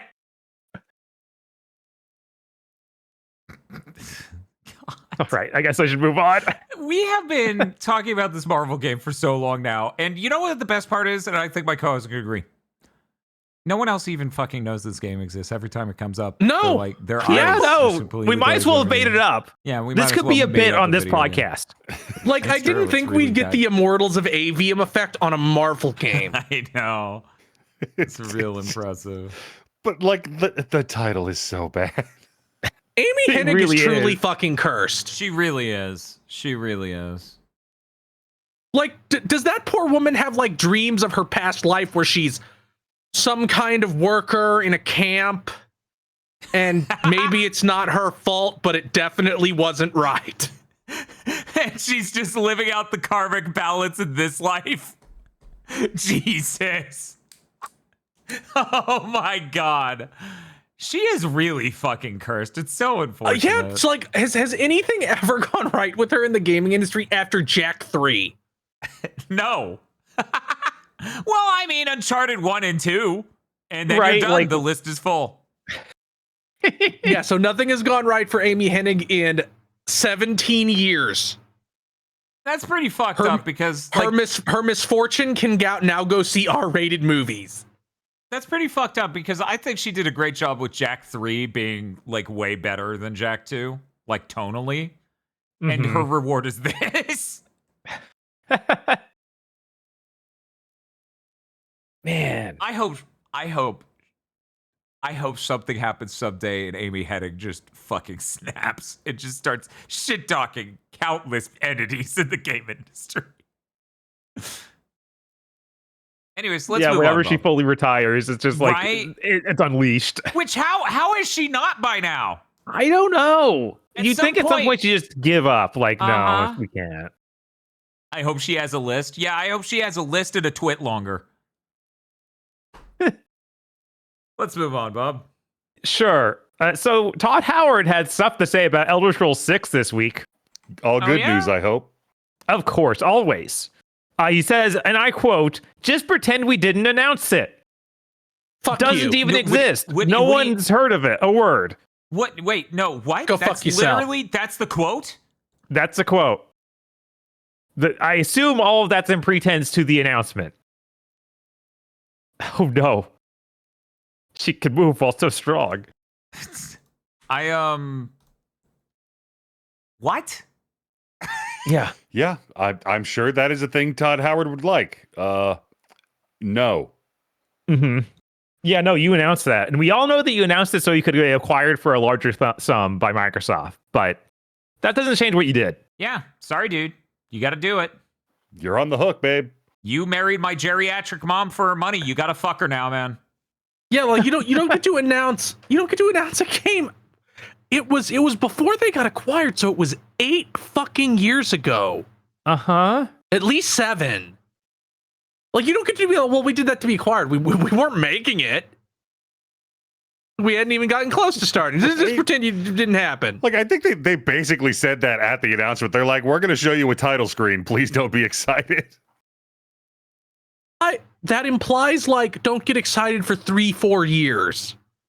Right, you don't We're get on 7, and they're talking like they haven't started. They're talking like it'll be 2030. Mm-hmm. I think if we get to the point where Skyrim is able to vote before this is out, Todd Howard gets to be banished from the industry and society. I don't understand. How's everything take so long to make these days? Well, mismanagement. Yeah, it's mismanagement. It's all mismanagement. That's all like it is. First of all, they just lied and had no intention of starting until after Starfield came out. Yeah, but Starfield's 3 years old now. Yeah, but it seems like it's not quite done yet. Yeah, it will never be. One, that, and two, well, now half their workers have to be contractors. Yes. Do you think they thought about that when they signed, when they got acquired? No, I don't think anybody. I'm willing to bet half of the. I'm willing to bet the employees who would be replaced by contractors did. I bet none of management did. Yeah. Yep. Man. Nice fucking industry. Yep. Just make Skyrim 2. Do it. Yeah, might as well. Like I keep saying, like there every so often we get some report from like marketers or something being like, yeah, everybody whose job it will be to market and promote the Elder Scrolls 6 wants to put a gun in their mouth because it's impossible because expectations are so high. And I'm like, you're a fucking idiot. If you make a game with the exact same size map, level of world sim, and number of quests and things in it as Skyrim, and it just looks prettier, people will anoint you God. Yeah. Todd Howard will be declared the new Pope of gaming. All you have to do is make a game exactly like Skyrim, but different. Nobody wants this, the nobody needs the map to be 4 times as big. Nobody needs you to have all these fucking world sim elements. Nobody needs that. They just need Skyrim again. We used to understand it. We used to understand like, oh, they played the game and finished it. Here's another one that's mostly the same, but a little different. Yeah, no, everyone's head broke and we're like, no, it can't be the same thing. And this has been going on forever. Like the 360, that era, Microsoft was like, I don't know, we can't have you do another one of Gears of War games. You already did 3. And that's where did it sell bad? No, then shut up. Right. That's where a story came out about basically everything. Like, you can't make another Fable. You already did it. Yeah, you already did it. What makes it new? Fable. We need a new, different type of Fable. Every time with these people. Mm-hmm. Their head is broken. They have it's like you're brains. an industry. Yeah. They sit there and don't know why their industry's working, but they categorically made the decision to stop making things people like. Mm-hmm. And we can't make anything new because that's new and right, that won't sell. Unproven. That's unproven. Yeah, it's unproven. And that's risk. I'm risk averse, but also you can't get that thing that succeeded. So make the Gears of War extraction shooter. It'll work. We'll get there. No, wait. It's Microsoft. No, we really won't. I bet we're getting the Splatoon extraction shooter. It's true. Yeah. Which is wild. But God, please, I need footage of an extraction shooter where everybody's doing the Gears of War run. Jesus. That might be Tarkov. We don't know. I can't prove no one's willing to go in. Speaking of games that actually release, Vampire Crawlers, the Turbo Wild Card from Vampire Survivors releases April 21st on PC and console. So it's actually close. It's going to be $10. Okay. Comes to phones later. That was neat. Okay. You can just make a $10 that demo was video fun. game. You can do that? Yeah, I guess. I thought they were supposed to be $70. They should have charged $8 so it would actually be $5. That's true. They didn't have a mask guy here. And think about the force multiplier. You get to charge $8. You're only losing $2, but now it's $5. You saved yourself $5. That's 2.5 times multiplier. You are getting stronger by the second. And oh my God, Neptunia Unlimited announced for PS5, Switch 2, PS4, and Switch. The new Neptunia game. They're still doing those. Apparently, they're actually introducing a bunch of new characters to be current gen consoles. Oh, that's fun. Does one of them come in a coffin? One of them is the Xbox One is actually twin sisters who are black and white because they're the series. But neither of them is lesser than the other. It's important no to matter remember, what frame rates one of them is incapable of rendering. They are not less than or worse. I assume it must be another alternate dimension thing. Because they like doing that because they play real loose with their stories. Do not confuse the sisters. This one is a really good bedroom sister. Oh. Okay, Alex, is that you? No. Full circle, baby. Oh my God. Anyways, I was going to do it for this episode. A big thing to mention. A reminder, Bob and I are playing Dragon Ball Z for Connect tomorrow. Chris is playing High on Life 2. High on Life 2. Oh my God. Also, I am continuing my tabletop RPG adventures over on Gamer Chris's channel, where late Saturday night, we will be continuing my adventures as Rahab. So... Spiff in chat says, oh my God, I get to go to cookout before 1 a.m. today? Yeah, it's so early. Bob, when was the last time we ended a podcast day? It's been a long time. 2025. Yeah, I think that's right. I am so maybe the first week or something. Fucking midnight. Yeah. Anyways, yeah, that's going to be it for this episode of Big Think Dimension. Thank you for hanging out and all the support. And I should have said this during the Digital Foundry segment, but I'm going to say it in general. Hey, don't give people death threats. Don't do that. The fact that they got death threats made some of them be like, well, now I am for it because... Yep. Whoops. You didn't help anything. You're just an asshole. Oops. Anyways. Yeah, don't send death threats. It's immature and don't give them warning. Do it or don't, motherfucker. I still remember that police report that was like, yeah, seriously, don't. I still remember that police report is like, real people don't give you a heads up. And the person who heard that from the police like, what the fuck? Why would you tell me that? That doesn't help. Thank you very much for listening to this very peaceful episode of Big Thing to Mention where you've not been advised to do anything. Because we are an entertainment podcast.